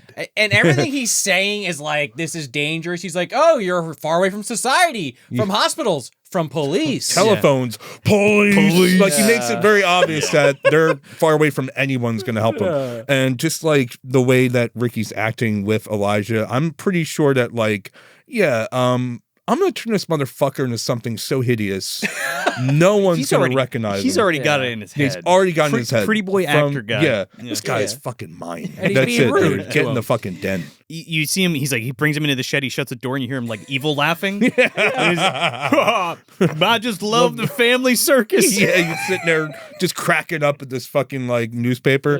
I love mopping shenanigans, that's all. Yeah, he's just like playing a southern character It's just so well. funny, dude. And Yeah. he gets like he like tells them a little bit more about himself because now they're like strapped to fucking tables. While right? he's reading Yes. the funnies. Yeah. This is what I do. Just like Michelangelo saw the angel in stone, I could see a guy like Kevin Costner and see a giant peach scrub who can fart the poop to doom. Yeah, and they're just looking at him like, "What the fuck?" is And he like, talking yeah, about? and then it's just, oh god, like the introduction in the machine. Oh, he like pulls the how pulls it off, and he's just like, Zygar 24. You're not supposed to have that stuff. well, I guess I'm not supposed to have these either. And it's just the fucking Ramada towels. Yeah. I remember that joke just like being like, when I first saw it, I did not get it. I'm like, oh, fuck.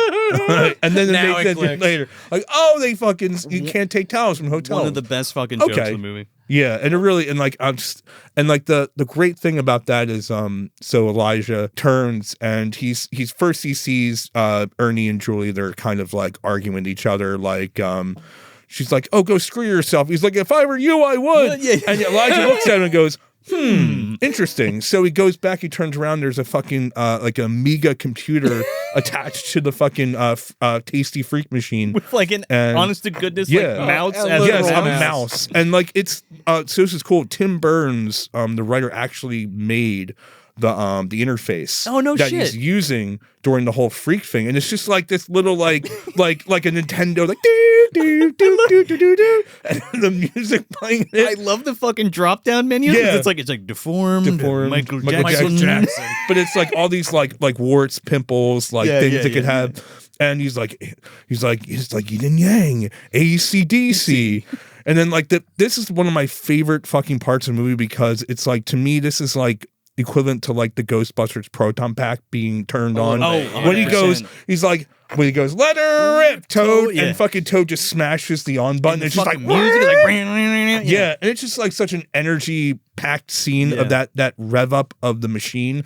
It's just so fucking And then it amazing. like just shoots out a tiny bit of liquid into a cup. You're like, Yeah, that's all right, it. That's all that's they get. that's all he needs apparently. Wait a minute, you're not going to actually rub that stuff on our body and mutate our bodies, are you? Correct. Could you like give me like a really big Rodney? I'm a scientist, not a miracle worker. And then he rubs their sides and they start combining again out of like Pee Wee this or like something. sequence is so so great. fucking David cool. Daniels, right? Cause Yeah. like, cause like it was Chiodos. it was the Kyoto Oh, brothers. Kyoto Brothers, Kyoto's yeah, did this yeah. one? Okay. So they like split and like dive into each other. And it's like this crazy claymation. There's like a fucking Tyrannosaurus, and then like he turns into like Gumby and Pokey jerking off. Skunk Put that thing away. Put that thing away. Yeah. That's good, yeah. And then when the smoke clears, they like have their clothes are all fucked up on them, but they're like fused together. So now Yeah. they're like Siamese twins. Ernie Julie. Yeah. Julie. Or like Ernie goes, oh well. At least I'll never have to go far for a piece of tail.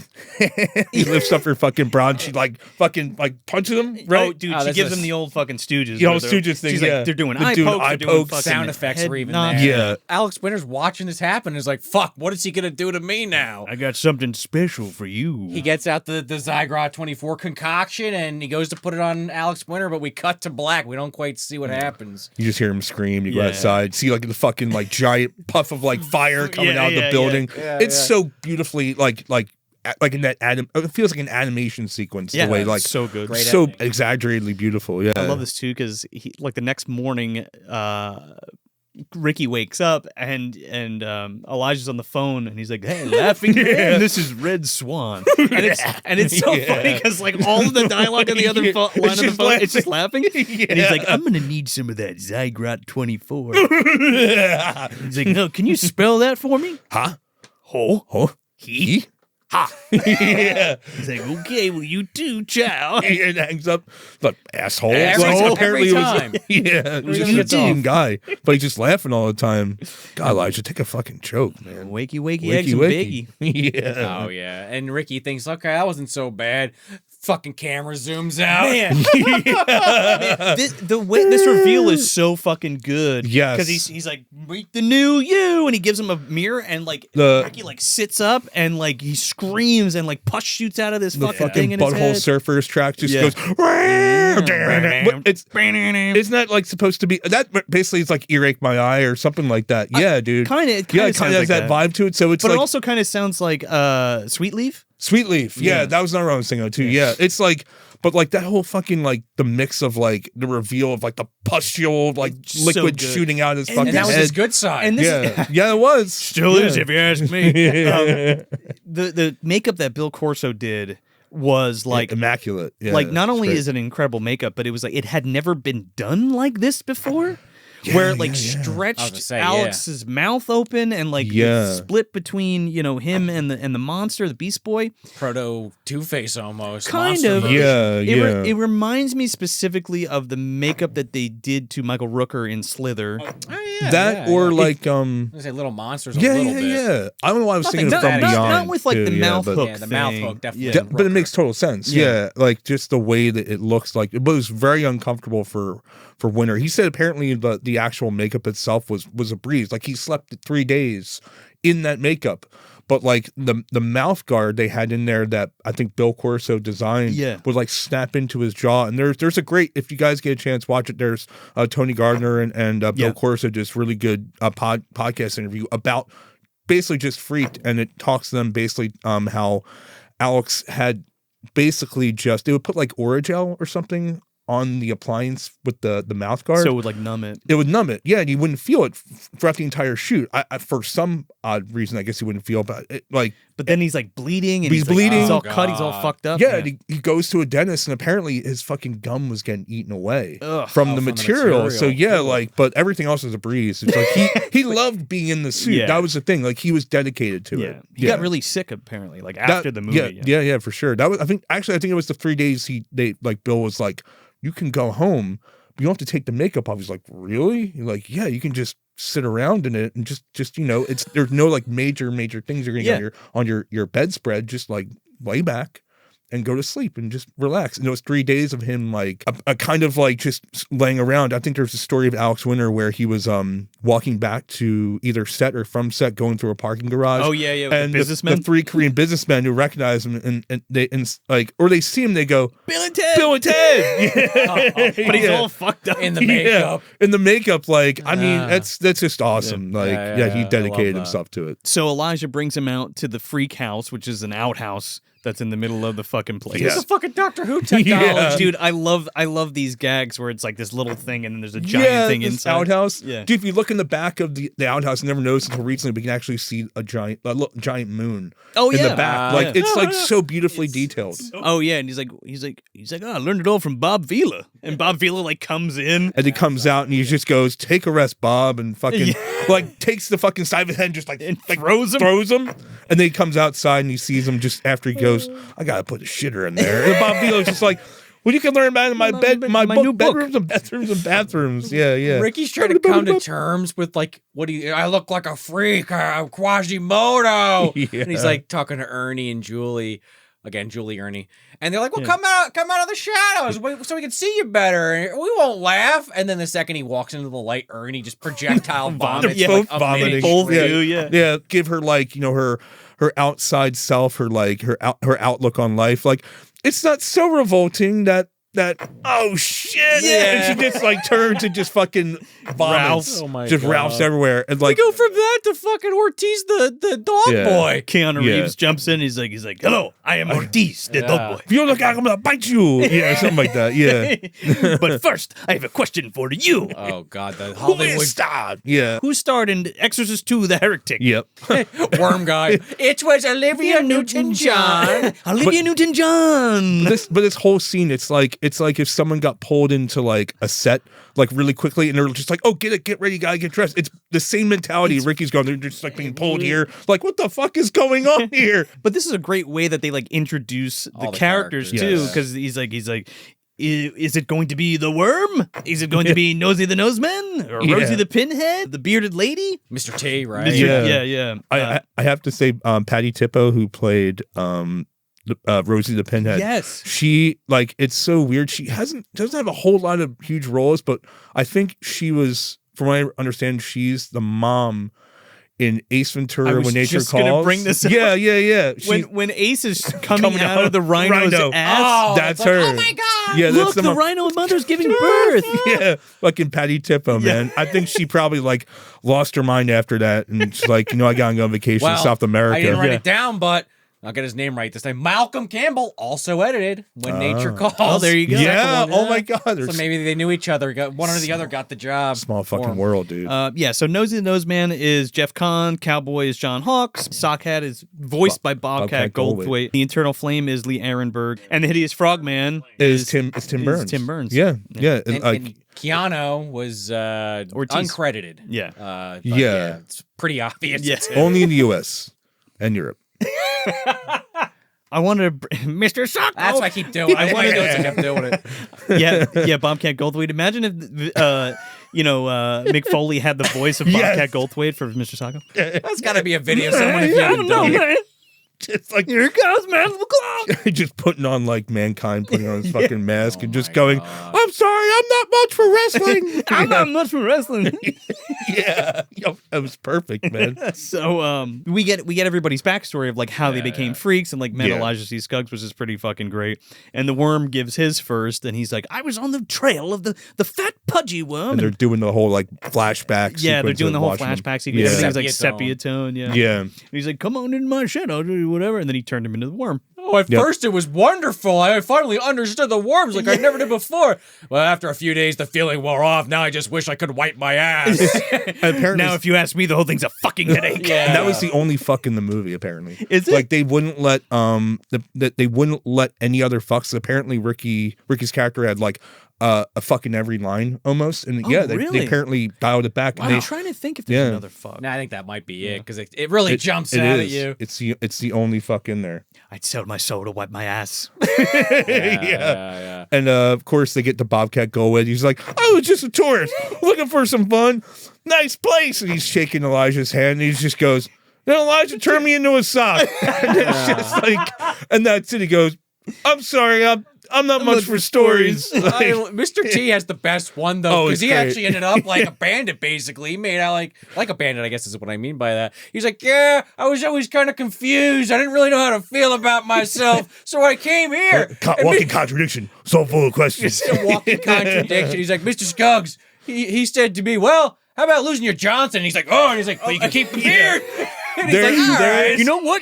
I think he'd be better off without a dick. That's what it is. Me, but you can keep the beard. So they like after that the whole like they just embrace and hug. Yeah. I love that, and I've he's actually thrilled about it. He's like the only one that's like, well, good out. I'm stuck in this outhouse, but I got what I wanted. It's so great. I am woman. I like me. Yeah. And but there's so much stuff about Mr. T in this movie that is like you can literally create a whole other movie about Mr. T's experience being in this film. From what I understand, though, he was pretty psyched to do it. No, he liked to do it. But by the that's right. By the end of the film, he was over it, and like he walked off the set, called T to have him come back, and T would just have him on the phone saying like my mom would call me Mr. T when I was little, and then first I was Baby T, then I was Mr. T, and I can't wear the dresses anymore. Mrs. T. Mrs. T, yeah.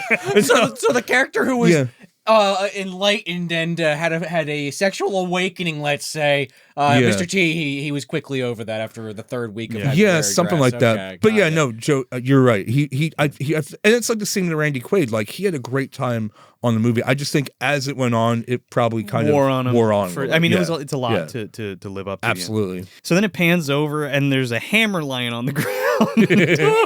And then it does the whole like flashback thing, and like Elijah is like in a hardware store and he picks up a fucking wrench, and you see the fire go off and they're like, oh my god, that's terrible. I can't believe he did that to you. Mr. T's just like dabbing his eye, like, man, that's rough. This is one of those alternate jokes, though. In the work print, it was just a hammer, and it's like Elijah using the hammer to like build something. No way. And that was it. Like so, like that was such a funnier joke man. to have it be a wrench to a hammer. Yeah. The art of escalation in a joke.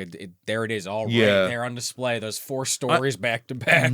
I don't know why they didn't bring like the wrench back at the end of the movie, like, and it's the wrench. Yeah. And like it's just like like it's like Sky Daily like catches it like There's some other weird shit at the end that we'll talk about that's kind of like it was cut out. It's still there, but it's cut out. That was the final freeze frame. They had to pause it there because, you know, it was more climactic. But what really happened is the wrench came out of the crowd and hit her in the head. Right at the end. God, that'd be great. Yeah, that's what happened. Yeah. So Rick's trying to cope with being a fucking freak in this outhouse, and he's like shucking a piece of wood with like his thumb nail. His thumb knife. Yeah. And he's like, yeah, I can't wait till I get out of here. The guys from EES are going to save me.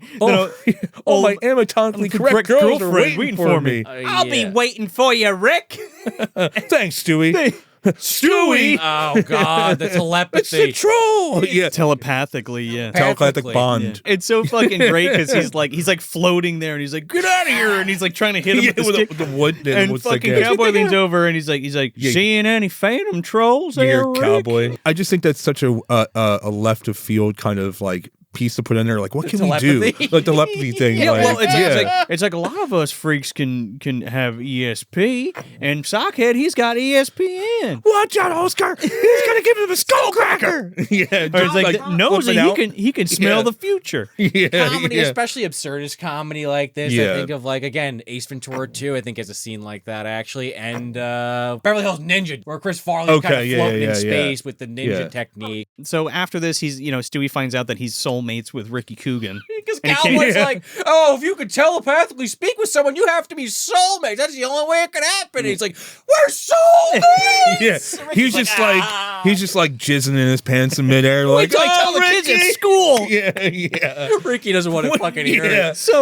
So yeah, Stewie's in his room, and like you said, he's got like the Robo dude cut out and all this Ricky Coogan accoutrement. And he's gonna save him, guys. Yeah, and he's like, I'm gonna write a story about Ricky Coogan being held, and he's half a freak, and I'll win the Pulitzer Prize, and I'll dedicate it to Rick. And he draws like what he thinks he looks like. Again, and I guess you can see him, like a crayon, like shitty looking, like half face. So, Stewie goes to each like news place, like the New York Times or whatever. Three Stooges, man. And straight up. And he like gives him the thing. He's like, hey, can you print this? And they're like, no. And they throw him through the fucking plate glass doors. It's Deep Roy. It's Deep Roy. Deep Roy playing it. Yeah. Like funny. Real quick aside, because I saw it in the interview, but the first fucking day of shooting was when they did that. And Deep Roy gets into the makeup and everything, and one of the execs for Fox is there, and they throw fucking Deep through the window, and he falls on the ground, and he doesn't move. Yes. He's like bleeding, apparently. He's not moving, and they're like, fuck, we killed Deep Roy. Deep Roy's fucking with him. And like, as they're like sitting there waiting for him to move, like a pool of blood starts to come out from underneath Deep. Oh no. I can just go on. Yeah. And then Alex is like, we hadn't shot like a big movie. You're supposed to say cut. So as soon as he says cut, Deep jumps up off the ground. He's like, I'm good, guys. Let's do another take. Yeah. Producer goes, you okay, Deep? He's like, I'm all right, boss. He's got a blood packet under there to fuck with the executive. Well, he did cut his head, but if you cut your head, like it bleeds a lot apparently. Right. I guess it worked because they did it 4 more fucking times. 3 more get thrown through in the last one. Yeah. I'll buy that story. I know my way out. Fucking dive through. I love that he takes it to Weekly World News. Yes, that's the only publication that takes it. I used to read that shit all the time as a kid. I love that. They have that Instagram account that I follow. Do you follow them? No, I don't. Oh, dude, and they still do like Bat Boy shit. The Bat Boy stuff. It's iconic. That's the gag. If you don't get it, is that those were the funny papers that you would see at the grocery store. The hot papers for Men in Black. Now it's pretty much kind of like stuff like The Onion and like like stuff you read online now. Bigfoot Hooker. Bigfoot Hooker. I right. love it. He's like, wow, it's in the paper. Everyone's gonna know. Stewie's just flipping out. Deaky. Ricky Coogan's a mutant in South America. S. Stewart X. Gluck. That's me. And then you two fucking immediately guards just grab him out of nowhere and pull him into a limo. I just want to cut and say with this because like this whole scene is like the classic like mob scene in a limo with like, guys in between them, and it's little fucking Stewie Gluck just like being dwarfed by these giant fucking like bodyguards, and you just hear And then like so you don't see Stewie, anybody's yeah. faces except Stewie. Stewie's just like out. He's outside bragging. He gets to the cab. He's like, "I had nothing to do with it. I don't know anything. I don't know anything." Must be a chunk from Goonies. Like straight up. Yeah. And then you just hear Laughing Man in the I guess behind the camera. You just see a giant like augmented drill with blades in front of the camera, spinning it, and the way Stewie screams and like spreads his fucking hands on his leg. It's just like a full-on cartoon. Oh, it's like, so funny. like Yeah. it almost like a Cool World kind of vibe. Yeah, to but it. basically that's Yeah. what this fucking movie is a cartoon come to life. Mhm. So now we have the opening night of Freakland, right? With the Beast Boy. This is his debut. And it's just, dude, I love this because this fucking crane shot, it's Elijah C. Scuggs, and he's like, come on in and, see this depravity and all this bullshit. And it like goes through. help the helpless with rotten vegetables. With rotten vegetables. Yes. And it like comes in through this crane shot into this, it's just fucking chaos. There's like people shooting guns and people beating the shit out of each other, drinking. Yeah, that is like a pure cartoon. That's what I'm saying. Like, I don't know why I didn't mention this. I know it's probably not completely relevant, but like when I think of the humor of this, I kind of feel like I want to compare it to like the cartoon world of Cool World because it's so like insane and just like everybody's just debauchery and booze and knives and guns Or and, like Fritz the Cat or something. oh totally like that, yeah. It's like it's made flesh like that's this whole 100%, entire yeah. scene. Well, yeah. the kicker on the scene that really sets it home is there are chaos bikers and shit beating each other up, drunks. There's a petting zoo. There's a petting and it's like zoo. it's like a goat with two asses. Yeah, and God, the there's a guy heavy petting zoo. farting your way 107 farts 107 times. What do you weigh, honey? About 107? That's Arturo Gil. Like, yeah. little guy, But my favorite And part Catherine of this Harwick's there all too as the one girl. is, they're beating the shit out of each other, the whole audience, and he gets up on the microphone and says, It's like subtle. He's like, yes, please. No, quiet, please. The joke is that it's so fucking loud. He's like, quiet, please. They all just like all of a down. sudden just sit down. And every time I try to watch that scene, I'm thinking like, oh, it's gotta be in reverse. No, you see like trash floating in the background. Like it's they like They had to know their choreographed it. mark. Yeah. It was like a musical chairs kind of thing. I was Totally, thinking that too. yeah. Like they had to all know exactly where to sit, right? It's crazy. The heavy petting zoo we would be remiss not to mention, where the fucking guy's like making out with the goat. Dude. Or, Oh God, It's must so have missed great. that. Yeah. how the fuck did you miss it? They show it like 10 times. I don't know. They show a lot of weird shit in this Yeah. movie, Joe. I didn't retain every and part of it. if we want to call this movie like a true punk rock horror comedy, we at least have to think that NoFX was probably watching it because there's an album called Heavy Petting Zoo. Oh, probably. Yeah. So they must have gotten it from it. It had to have been straight up. So we get a musical number by Rosie the Pinhead. She comes out like Bette Midler, just ready to do a thing. Hit herself with the fucking microphone. The sound of the microphone hitting her head is the best part. From the about it. diaphragm. Also, the first time she's spoken in the movie, so like you could jump to some conclusions, but you really don't know. And then, all right, Yeah. Pinhead stereotype. All right, got Well, ya. like, why is she just like? So it's actually kind of weird too, because I'm not going to rewind, but in the Idiot Box, they have a character called Lockjaw, who's a cop. It's like a 70s, 80s cop show. It's all an intro where like he basically steps on a nail and contracts lockjaw from it. So he's just a cop Officer going like the whole time, and that's his whole character. And so like I feel like Rosie the Pinhead's like, of course we got to make her like Lockjaw's spawn or wife. callback, A little callback to They're Idiot all Box. swaying in the audience as she's just like screaming. Yeah. My favorite though is Nosy, the giant nose, and he's got this little gorilla man. The funky monkey. That was the joke, I think. Well, no, of course, but then he's dancing and the music instantly fucks up, and he just breaks Kicks the it record. over. You piece of shit, and he's just like kicking the record player over. He's like the pure asshole, like, and he doesn't give a shit. Like he hates everybody, and they hate him. Mr. T's giving like beauty tips. Yeah. This is Maria, and I've done a beautiful French braid on Maria. What foundation? somebody- Just have fun with it. Yeah, just have fun with it. There's like somebody in the audience, like this chick's like doing this Taking guy's notes. beard. Yeah. Oh, taking God. taking The notes, bikers are writing like it doing down. the beard. And yeah, then yeah. Sockhead's got his Wiener Schnitzel polka with the Oh, bells. God, Wow, yeah. this ends poorly for him because his fucking head gets stuck on the microphone. The socket falls off. Oh, he's really a hand. He's got a hand under That's, there. and that's Fraud. fucking Gibby Haynes playing that guy standing up. They call him Cheesewort on really? IMDb. Oh, yeah. He looked like Rake Yan, dude. from Yeah, Secret I Life. totally. It makes total sense. And this is even crazier. crazier. So he stands up and goes, "Yeah, there's a hand under there. It's a hoax." The woman playing the nun who stands up, I don't know her name, but she's Mrs. O'Grady from Leprechaun. No way. Yeah, that's Mrs. Oh O'Grady. Yeah, shit, from the man! I opening. totally missed that. Fucking nice. I didn't write nice his pickup. name down, Yeah, man. but we also have this running gag with this Professor Nigel, whatever. Nigel Crump. Nigel Crumb. Yeah. Yeah. Before we get to like his performance, is that He's talking to Worm. So Worm and him right. are in the back talking, and Worm wearing he's like waiting. a he's graduating outfit or something. He's like a Hat professor. and tassel. And, like, oh the- yeah, the- yeah. The whole thing, he's like, Ricky's basically just so fucking dumb. He's sitting there waiting for the EES guys. He's like, "What's taking him so long?" And then Worm comes up and asks him, he's like, "What's bothering you, boy?" And he turns and goes, "Take a wild guess." Worm says, I too once had an eating disorder. "Yeah, Yeah, oh, like," God. and they're having this like heart to heart back there. Yeah, In the Yeah. work print, there's more of the story. no way. Yeah, it's like he like was getting made fun of because he ate pudding all the time. Oh, and, God. and they All never right. called me pudding head again. Well, that's great though, because that's the thing about this movie is they like.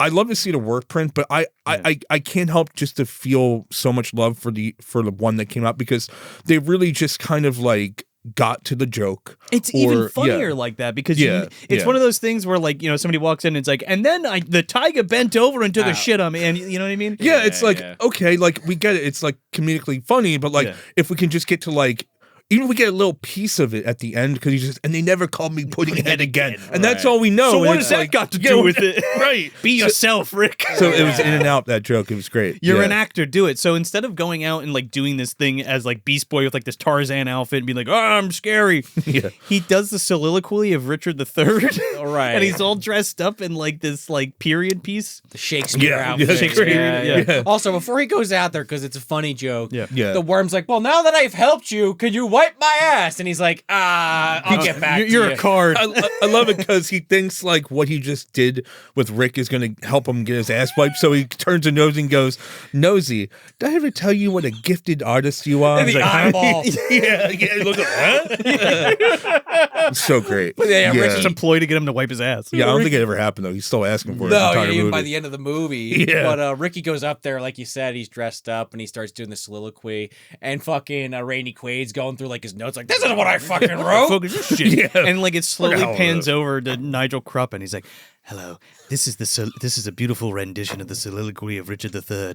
And for those who are, you know, like not inclined to understand what this is, there've been subtitles provided. For idiots. Yeah. yeah. It's like, and that's a funny thing too, because like Intellectually inept or some shit." Yeah. But it's so weird too, because Alex Winter, if you kind of dial back who he is, like where he comes from, he's very much like a summer stock kind of actor. Like he grew up doing like theater, and that He was did his theater, thing. yeah, So yeah, like even this scene is kind of like making fun of it. Like it's the only like true serious scene in the film. Yeah. A lot of people like apparently teared up watching this scene. like, Really? while doing it. I don't know, maybe that was a joke, but like it was because they great, do in the yeah. movie. The They beauty, do in the movie, the yeah. beauty is in the, In the meta- movie was great, The yeah. beauty is in the actual metaphor, because Richard III had a deformity. Right. So that's right. like the whole thing. Yeah. They've subtly like I said before, even though this movie's not like a deep thought thinking machine, there's like a lot of things that they throw in there. It's kind of like in your face. Yeah. They don't really hide it under the surface. It's the way that they do it. It's like satire to Yeah. like the 12th degree. Yeah, for Like, sure. it's I just mean, good. you have a scene like that, and then 5 minutes earlier, you have Ernie, Julie, and Julie's making Oh, out with yeah, the yeah. boy, and Ernie's mad because they're about to fuck, and he can What did he feel say? it. And so it's like you have those kind of scenes back to back. It's constantly ping pong. How many feminists does it take to Take the screw in a light bulb? Yeah. Oh yeah, that's the one I missed. One to Yeah. two, one to screw in a light bulb, and one to ride my Rodney. Yeah, right, the Rodney. The they Rodney beat each other joke up. again. There Here it it goes. goes. I knew there was one we missed. As Yes. far as fucking Elijah's concerned, Well, they seem to like it. yeah, he throws the paper away. Yeah. He's already got to deal with the ES that fucking Ricky doesn't know about. Because speaking of, here Yes, they come. here they come. Yeah. To save Come him. walking in. Everybody's like throwing him roses and shit. Yes. And the EES guy walks in and he's like, "Yes!" He jumps off stage Yeah, and he's like, runs "Oh, right to thank him, yeah. God! Like, oh, you guys from EES are here to help me." And he's like, "Hey, Rick, you look great. You know, it's fresh. get the it's- whole It's look, yeah. hip. The kids are gonna love it, but I don't think the boys upstairs are gonna understand." What are you saying? He goes, he's like, what I'm saying is, I think you're ugly enough to burn the nose hairs off a dead nun. And like everyone in the audience just like erupts. It's just like fucking like What a putz! yeah, just like it's like a 1950s like Frank Capra movie, just like mutated. And with like the split diopter shots of people laughing. I mean, it's just we didn't really mention this, but the cinematography is fucking awesome. It's in this movie. incredible. Yeah. Like there's a whole featurette that I'm not going to go into, but you should buy the fucking Umbrella Blu-ray to watch it. It's great. After today, I will buy it. I'm spending the money. So Rick fucking freaks out and his like eye turns red and the pus shoots out. Yes. And he grabs the fucking EES guy's head and he's like, eat shit! And he like rips it off and fucking smashes it into the camera and it just explodes in red. It's awesome. The greatest thing about that is like the sound of the head come is like a corkscrew, like Rick, now you're just being childish. He just like Joe said, he just smashes the head, and there's a fucking like pool of blood just covering the fucking camera. So good. It's amazing. And then it just erupts into fucking chaos. Well, Stampede, Nigel gets run over. That happens again later. And then Larry the Bud Melman's in the back. But like, what are you afraid of, a little rough stuff? I love that. Yeah. He's like so cool. Like seeing Bud Melman in there, like he was huge at the time. He was on Letterman. Letterman, and then I actually have a VHS tape at home of a movie he made called Couch Potato Workout. Fuck, man. It is like the best fucking thing in the world. I was going to say, I'm going to start my own podcast and make something about that. Because that fucking tape is I can kind of brilliant. imagine he's lifting the hand, putting the chip in the mouth. It's pretty much that. Like Mr. Nasty's workout. But he's it's so great that he's in this movie. As like, because it's just like he was big at that time. So I think that was kind of why they had him there. But it's just like seeing him is so cool. It's so great. It's so great. It's a good time capsule. Yeah, it really mentions the times. Speaking of cameos, I like Ike Guy's back. I think this is like the third time. He's got a fucking sign through the chest. But it's like stuck through him. He's dead. He just stand there like moaning. That's what I call entertainment. Right. Scuggs is thrilled at the fucking display at hand. As evil as this man is, he makes sure to get fresh milk every week from the milkman. Yeah. So Ricky's trying to figure out how to get out of the fucking outhouse and escape. Yeah. And the next day, it's like a fire escape and it's like locked. And he's like, that's against the law. Yeah. And then you got fucking you got Tom Stern playing the milkman. Yeah, who arrives to deliver milk, and he's just like this classic 1930s, 50s milkman with the mustache, the white hat, and the outfit. And he's just walking around. Come over here. He's like, I got a turd back here that looks like Kim Basinger. If I had a dime for every time I heard that. Well, she's naked too. Yeah, he gets in there. And this is like, I gotta see. Crawls down there, and he's like, this is just a regular turd. Oh, kind of looks like Winona Ryder. But and you hear like Ricky basically like knock him out. You hear the oof sound, the guy falling down. And then like right after that, Ricky like comes out of the chute 1 with second like, with later, the fucking like literally milkman a suit second. on. And he's running around and he tries to get in the milk truck and it's locked. And the whole time Elijah's head is like rotating and the eyes keep looking at him. Yeah. And he goes over to like a fucking bike that's all chained up and I love the boat. The boat. There's just like a boat. Club. And there's a club on the wheel. Club on the wheel. Like I'm assuming that's but it's probably on land. Like I feel like because we had the part with Bobcat, he's like a fisherman. I would assume that's probably his boat. Probably. He's the only idiot who put a fucking club on the boat wheel. Yeah. Another great visual gag that Joe was just kind of talking about, the head spinning, the giant Randy Quaid head. Now he notices, where'd the eyes go that were watching like, wait, what? It's such a cool like tension moment because it's like it feels kind of like unnerving. Yeah, and you're this like, whole scene. And What if you're watching this for the first time, you're like, what the fuck is about to happen? What is going to happen? Yeah. Two giant Rasta eyeballs. As silly as it is, that's not what I expected, right? Oh fuck, we forgot to mention these fuckers. Oh yeah, he's got the Rastafari's right on his arm there. 1 and 2. I and I. If you can see him, I don't know if they're gonna show up, but we'll get a picture of Joe and Sean licking these nobody tattoos. Move, nobody get a hurt. So Matt's clearly a fan. Huge fan. I had so actually I had to shout out to John Idler, buddy of mine, did this tattoo for me at the last minute, and he had a fucking.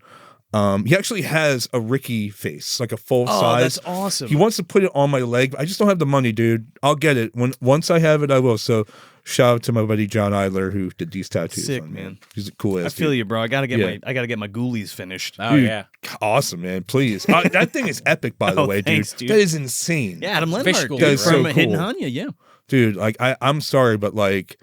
if you were getting fucked and the sun was like, I'm not gonna By a get chick, personal, by my wife. if by your wife, she like By look at Julie that and Ernie. she's like, oh yeah, I the know- ghoulies. the ghoulies. This is it. Yeah. Sorry, that's a horrible joke, dude. So they're giant Rasta eyeballs, and they like smoke fucking fatties and cannon. They're like Wearing they're, Skechers. do you think they're part of King Willie's crew? Probably. They're actually King Willie's eyes. There's King after, Willie's- after the Predator fucking killed him and did that thing with the skull, the eyes popped out. Okay, And, they then fell into Elijah put the goo on them, and then they became giant. So that's canon. It's Man, the movie does Uncle Willie, Jesus. Somebody's It uncle. only exists in the dungeon here, It's guys. King- not outside King of it. Willie's it's eyeballs. King Willie's eyeballs are the giant Rasta Yeah. eyeballs. Voodoo magic, man.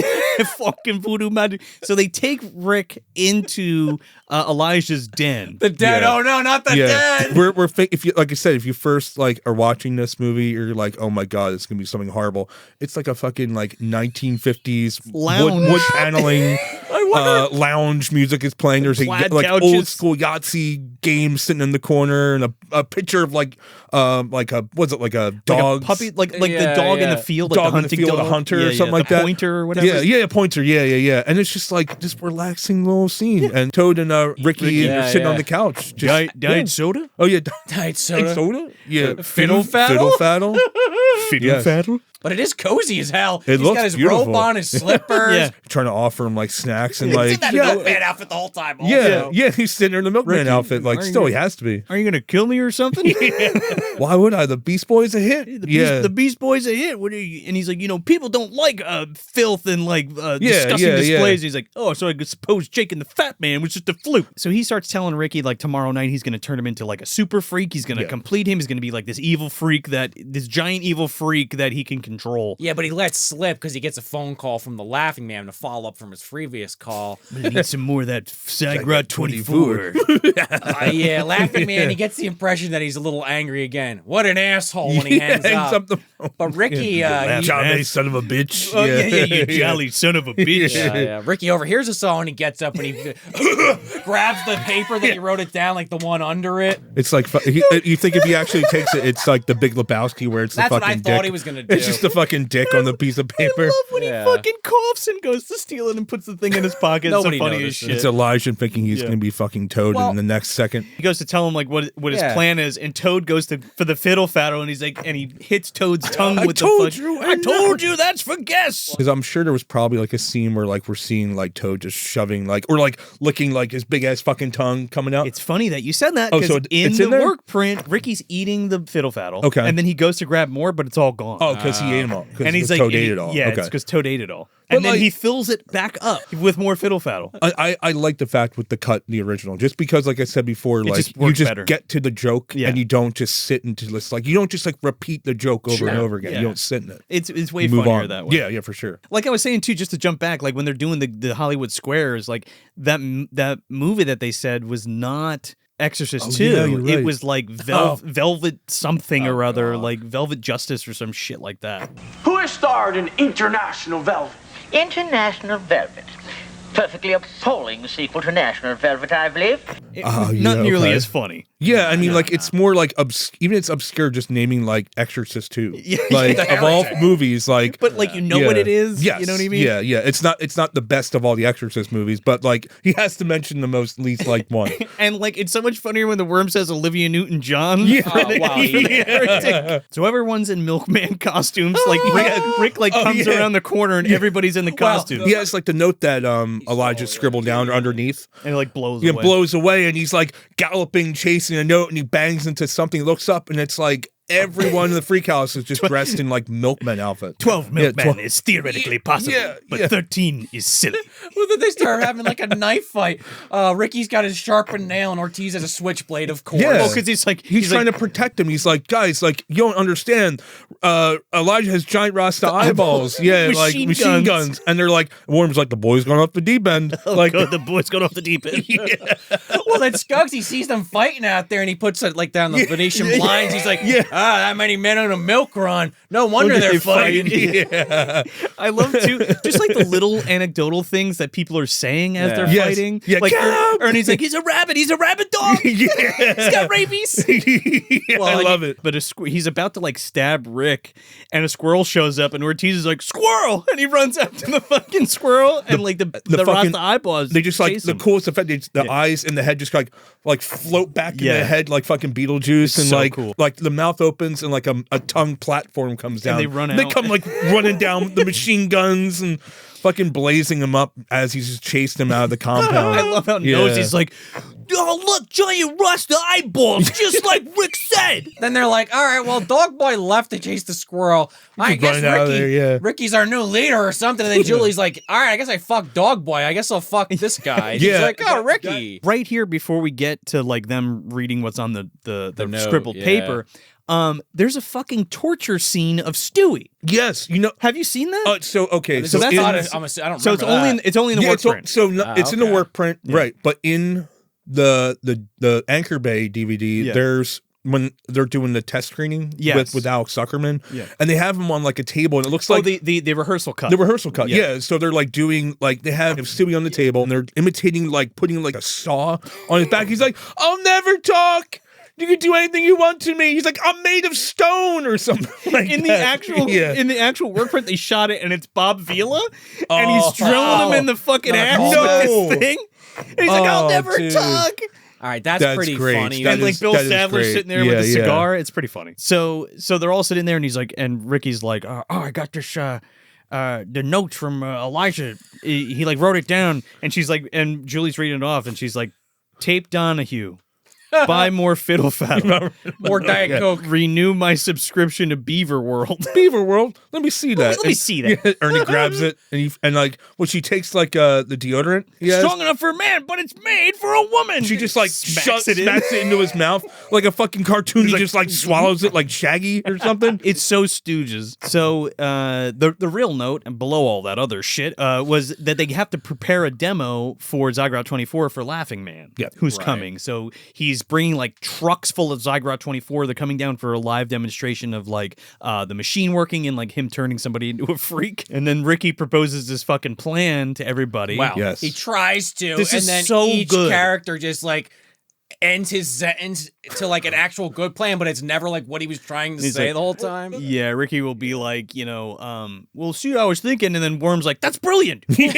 We'll come, Yeah. we'll break into Elijah's lab and make a a good ointment for Right, you. yeah, You know what I yeah. mean? So you don't turn into a bad freak and kill us. You'll be a good freak. Well, right, because that's the plan. Yeah. Yeah, he's gonna kill them all And and then, then like, transformed. Brilliant. Yeah. Elijah said Elijah said they run out of it. And then Julie's like, there's no Zygrot yeah. 24, and he's like, exactly. we just gotta find a way to extract it from the vegetation. Like all that stuff. Yeah. No wonder that grass tasted funny and my milk was blue. Yeah. So they like, You're a genius, Rick. you're a genius, Rick. Oh, well, that wasn't even my plan. I was just gonna say to order out for sea monkeys and teach them how to shoot weapons. And then make a run for it. Yeah. But that works too if you want to do the good freak thing. The fucking you- cutout. Teach him how to use guns and make a break for it. But if you want to go with this whole good super freak thing, I guess that's okay. Yeah. Then the fucking montage, dude. Freaks! That's what they call us! It's just so fucking like So fucking ballady and Love my it. god, dude, it's great. And like you have everyone's doing something like Rosie's like hammering a nail, Her but own fucking she's hand? hammering her fucking hand into the wall. But And it's like that Yeah. polar, that dolly around. yeah, the dolly, you think she's like doing something like really like special, and like you come around and she's just hammering the fucking nail. And then Sokka's just vacuuming. I mean, I guess it's got to be done. he's doing. But And like shining Yeah. up a crate. Yeah. You can he see shines himself. wood so well he could see himself in it. Yeah. And what is it?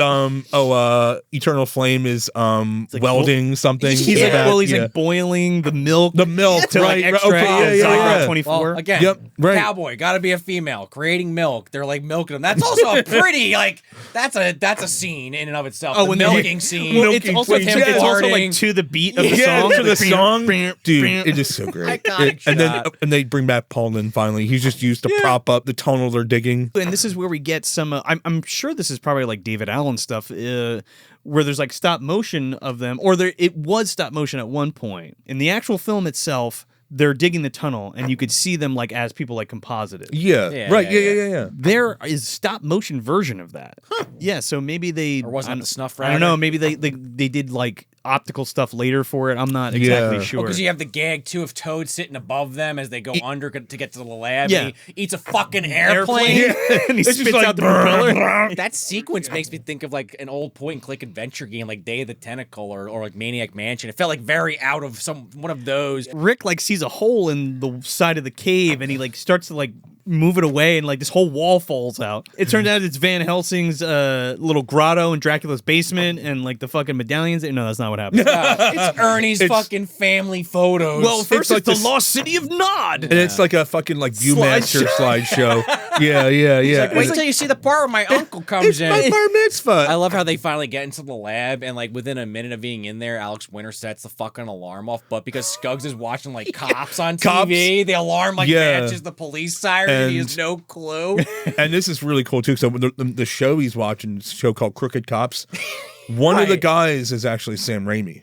Is it? Oh Yeah, my god! yeah, I one of the missed guys that. is Sam A few Raimi. other people were uncredited, but I didn't know where they showed up. I forget who the other guy is, and they talked about, but I know that was Raimi. Funny as hell when they rev up the fucking machine and then they like turn it down so like the volume's down. volume. And it goes, On the alarm. From now on, no more screw ups. And then and then out of nowhere, he moves his hand, knocks down a styrofoam cup. And Here it is. the same exact cup. By Yeah, the the way, same cup. Yeah, same cup. And he knocks it down. Elijah just shoots up out of his fucking chair and goes, "Styrofoam cup." Well, and they also the ADR on that cup fall was perfect. Oh, No God, background yeah. noise. That's also Yeah. one of the best gags of the movie too. It's great. It's everybody. That's one everyone like remembers the most. I love at how least. he's creeping out there. I know there's like two scenes happen at once, but I love when he's trying to open the door. Like he's coming, but he's got the popcorn butter on it. Damn popcorn butter on my hand. Fucking the goof of that is like you see it turning really slow and like he's coming and he's Yes, like, goddamn popcorn, buttered popcorn. Because that's happened to me. I'm like, fuck, even it happens to the evil bad guy turning people into freaks. All right. But like, just so we can hit Yeah, this before we yeah. move on. For sure. Sockhead fucking goes crazy and he's like, this isn't gonna work. We're all gonna die. Everything's gonna be crazy. We gotta get out of here. And then the fucking Rasta eyeballs bust into the outhouse. They Put like come- a Dick they come Tracy back. or some shit. Yeah. They like shoot their Yeah. fucking silhouettes out. And he's like, get out of my way. And they just shoot the shit out of him.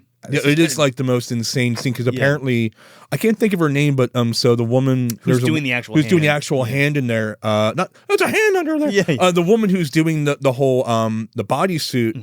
I can't think of her fucking name, and if anyone knows it, please put it in the comments or whatever. Yeah. But she's done on stuff like this before in other movies. She was the one who.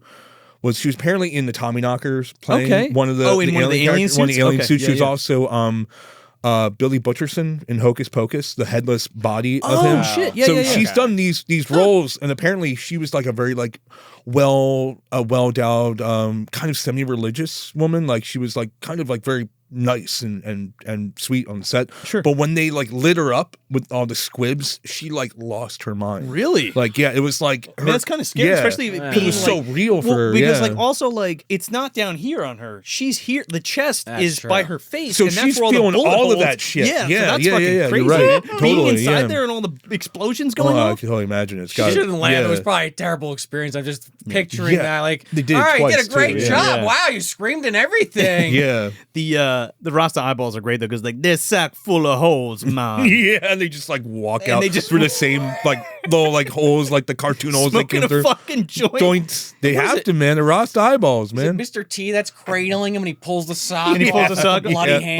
But he's like this, and he's like bleeding. Oh, that is the Yeah, best yeah, gag, I think. It's like, who would have thought of that? Like, have blood coming out of like the fucking hand. Like, I'm not much for dying. yeah. And just like they're all crying. I think you hear Nosy in the background going, "Good riddance," or Or some some shit like that. Like he's just like just being an asshole to everybody. He doesn't care if you live or die. But then, yeah, we go back to Scuggs trying to open the door with the buttery popcorn hand, and like simultaneously, I guess, because it was such a quickly made tunnel, it's now collapsing. That's right. Yeah. Yeah, so Yes. they make the ointment, the good freak Right. Oh, ointment. yeah, yeah. And he's like, go get out of here. I'm gonna stay with Rick. Yeah. Ernie's like, and George is like, what the fuck are you talking? Let's go. Let's get out of here. Yeah. So he goes to grab the ointment, and it like slips out of his grasp, and he fucking closes the thing on top of it. In a Roll- coffee can. Yeah, the coffee can. Yeah, it rolls across the fucking metal grate floor and like to the other side of the room. And Elijah opens the door. Ricky drops it at the same time.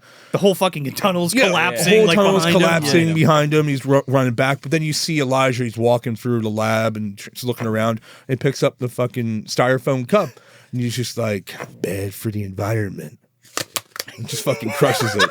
And Oh it's like, no! What did you do? It's like fucking Marla from fucking Little Rascals, man. Like it's that Oh, vibe, dude, yeah, with the she Coke fucking- can? Coke can. So Ricky makes it back, and Paul Lynn is there, and he's he's holding the thing open so he can get through. Yes, yeah. Good old And Paul Lynn. We he's love like, you. well, the good news is we made the freak ointment. And they're like, yeah. And he's like, the bad news is I left it there. And they're all like throwing fucking Vegetables tomatoes and and shit shit, at him. yeah. He's like, but here's some other good news. I found this bag of macaroons. Plenty for all There's of us. plenty for And all of us. And all of them are wearing like party hats and throwing streamers. Out Throwing of no- confetti and shit. Yeah, confetti. It's great. It's amazing. But yeah, they all eat them except Worm Guy. Yeah. So EES rolls in with the Zygrout 24. They wake up in the morning too. Oh, yeah, well, that's what they wake up to. They're all just like in party hangovers. Like Mr. T has like a the party streamer blower. blowing. Yeah. Yeah, but they're all just asleep. Apparently, Mr. T said like that was like the best time shooting because all you had to do was lay down. By Like, the way, yeah. Alex Winter was like, yeah, he was like in some fucking like dinner, the equivalent of like dinner and a show in fucking London, acting. Like that's what he was doing at the time when they found him because he had quit act. He had Mr. T? Yeah, he was in London, and Alex was looking for him to be in the movie. So EES rolls up and they're like unpacking the board. Yeah, The chairman guy, one guy falls on a forklift, and the Yeah. guy in the end fucking falls off. Dude, it's so it's good. so great, and it's just the sound, everything. It's of that just is amazing. perfect. Yeah, There was a scene here in the work print that's cut out completely. And Dick Bryan, Bill Sadler, gets out of the car. He's like, man, I got to take a piss. And he goes over to the outhouse and he walks in. And he just starts pissing in the outhouse. And then Ricky comes up to him and they have like an exchange. While he's pissing. Yeah, while he's pissing. But then like on his way, he's like, sorry, Rick, go fuck yourself or whatever. And he leaves. But then Eternal Flame gets up and he's just got like piss all over him. Like he's pissing on him sleeping. Why couldn't it be Nosy though? Like you got pissed on Nosy, Right? So Elijah and the EES guys are in like a board meeting, and like Elijah's about to give this whole speech, and And then Bill Sadler. Yes. Bill Sadler. Oh, nice to meet you in person, laughing man. He's like, we don't need to use code names anymore. They fucking bring, and this is where We got a Stewie present comes for back. you. Yeah, he comes in a fucking like potato sack. They dump him on the table. We found this troll. He's like, come like, on, fellas, I made freaks. This thing is pathetic. You're no Julio Iglesias either, mister. And he just starts yelling, Rick! And then you see Rick in the freak house, and they're having the telepathic link. He's like, Stewie, you gotta find the freak juice. It's sitting under the blast burners. And so he's trying to tell. I'm in the lab. Yeah, right. And you got Elijah's like, oh, he's fucking crazy too, by the he's way. only ugly, but he's crazy too. Dude, get him out of here. And then he throws him in the Yeah. cage with the chicken. Right. There's a funny gag where he's crawling, but he accidentally touches like Bill Sadler's leg. So Bill Sadler thinks like Randy Quaid's like kind of hitting on him. And he looks Puts at his- him and he's like, He puts his hand Puts behind his his arm back. around Yeah, him? yeah. But then like he comes back with the can and he touches Elijah. Randy Quaid. But Randy Quaid's not having it. He's like, what the he fuck? looks at Bill Sadler, and Bill Sadler's smoking a cigar. He's like,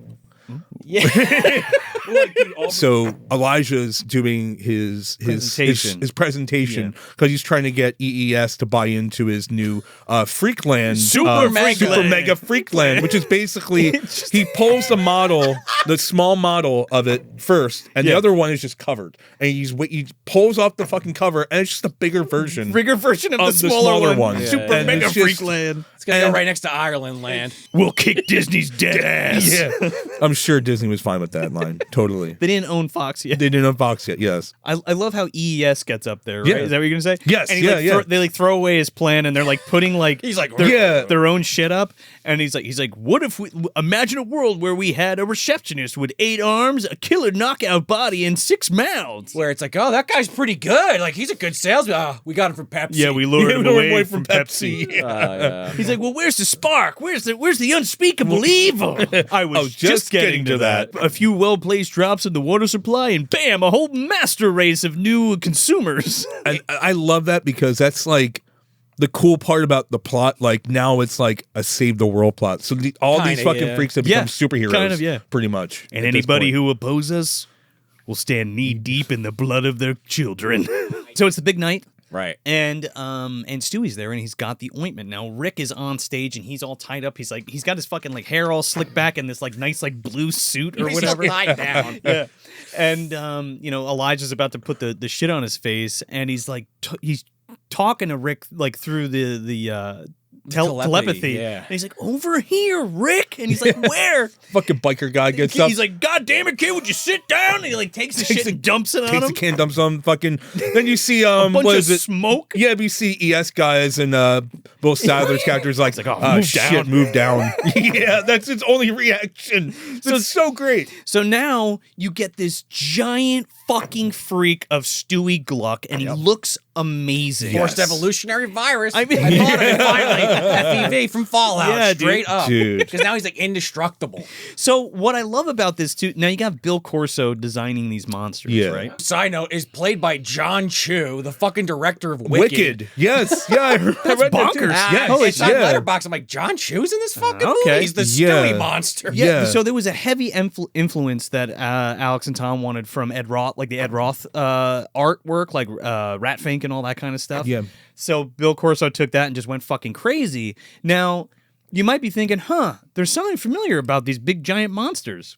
Well, Bill Corso also did Poopin'Plats and Pookums for the Boneyard. Yeah, So it looks yeah.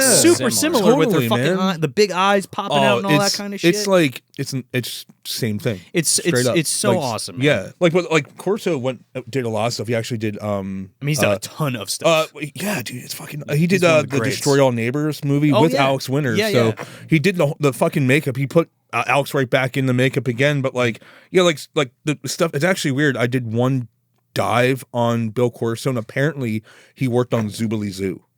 Like that was his jam. Oh shit! He worked on Zoobilee Zoo. That's fucking crazy. Yeah, like of all fucking movies, like shows, fucking Zoobilee Zoo. Zoobilee Zoo. If anybody remembers it, it was born in '83, probably nobody. Was your demographic? We like, were just beyond talking that? about. We were just talking People about. definitely watching the show Okay. know what it We is. were All right, just cool. talking about Zoobilee Zoo with our friend Dalen, and Okay. I had never seen it. Okay. And that's why I remember it because she's like Zoobilee Zoo. Here's the fucking thing. You Yeah. ever seen this? I was like, I've never seen this before. So Stewie's this giant fucking crazy super freak now, good super freak, and he's like, "Your ass is mine, Scugs." This kid looks pissed. This kid looks pissed. Yeah. Well, like, doesn't that biker punch him or hit him with a knife? Oh, and he yeah, does you're nothing? Oh right. yeah, he stabs him in the stomach and like bends. The Uppercuts knife him bends.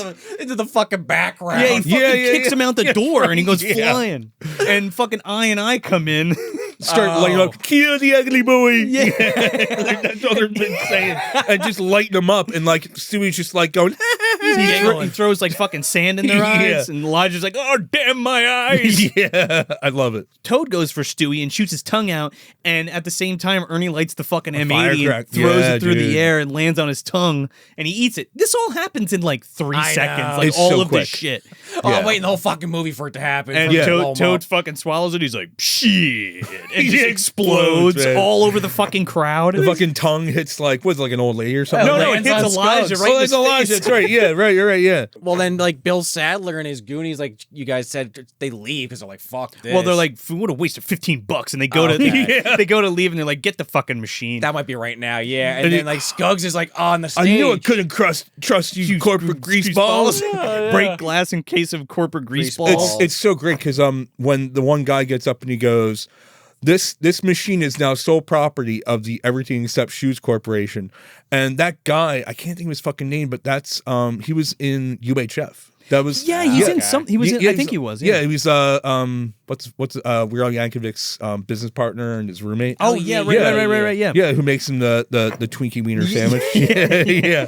Oh my You know what you God. could need. Yeah, man. I still haven't tried that fucking thing. It's grotesque, but It's one all of right, these man. days- Well, when we do UHF, we'll eat one. Well, yeah, all right. It'll That's Just happen good. like we're gonna eat the eventually, peanut yeah. butter and onion on the Little Monsters episode Yes, when we finally get there. finally do it. Yes, that's. I'm bringing it. I'm making them all for you guys. In a picnic basket. I promise. I love how the milkman wakes up. I'm in a zoo. Tom Stern Yeah. wakes up and goes, "Oh my god, I'm in a zoo!" with the other Yeah. freaks. But you started to set it up. The break glass for corporate grease balls. Yeah. Yes. He pulls out like a slime blower from Ghostbusters It's too. like a Or fucking it's a missile fucking launcher. Wow, yeah, that's or it's what like it a looks SNES like Super scope? super scope or some shit. But yeah, it's like an RPG bazooka super Yeah. scope thing. Yeah, And he just sprays them with the Zygot 24. hoses him down. Yeah, exactly. Ghostbusters 2. Yeah, And he's yeah. up that guy Why am I down. drippings with goo? Professor Nigel gets up in the background. He's like, Run for your Like, head for the hills before he gets all of us. He's And got, that's like, the whole crutches and stampede. bandages. Yeah, and There's he's a- just getting crushed by like the crowd as they're all running out. So the EES guys are melting into a pile of shit, but there was this awesome scene. I know I keep referencing the work print, Sure, no, but yeah. in the work print, Yeah. you see this dummy of Bill Sadler fucking melt and goo out onto the ground. It's fucking awesome. I think it's who was it? Tony Gardner. It like Yeah. I don't know if I remember, but like I think he did stuff in the Blob, and I think he was the Blob, Return of the Living Right. Dead. Yeah, But like that whole fucking scene of like them like melting in the In that pool big of like pile of flesh shit, and gross. yeah. I love how they literally turn into a fucking giant shoe. Yes. it's a really big shoe. Really big Really big shoe. show. I want to make a reference to MTV and this film. It feels like an MTV kind of thing to do. Like it's like pulled from that 90s liquid television universe. Oh, yeah. Like everything in this movie kind of is the product of the time and the sort of way humor and animation and just like comedy was kind of like literally mutating together. Yeah. And Oh, yeah. I think it's just like that's why this movie is so great too, because it came out of that time. 100%. But while all this So- chaos is happening, Ricky's still strapped to this fucking chair. Elijah puts the fucking Yeah, goo yeah, on yeah. him Yeah. and turns him into Yeah, super evil yeah. freak, and he goes fisticuffs with Stewie. The fist fight of the century. So they have a fight, and then Stewie falls down, and Rick's about to kill him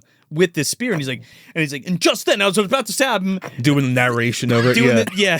doing Yeah. which is great. I About love to put the hot poker through Stewie's skull. Yeah. And then Brooke Shields. Oh, hold on a second, Ryan or Ricky. We haven't had a commercial this entire time you've been talking. Yeah. We got to roll that ad. Yeah. Machismo. You like cheese? You like being a man?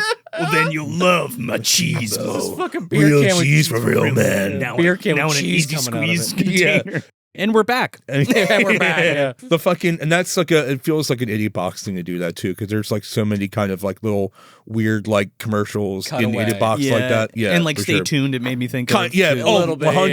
yeah. My God, man. But I love when we do Yeah. cut back and Ricky's like, all right, let me finish that story. And it's back to him about to stab Stewie.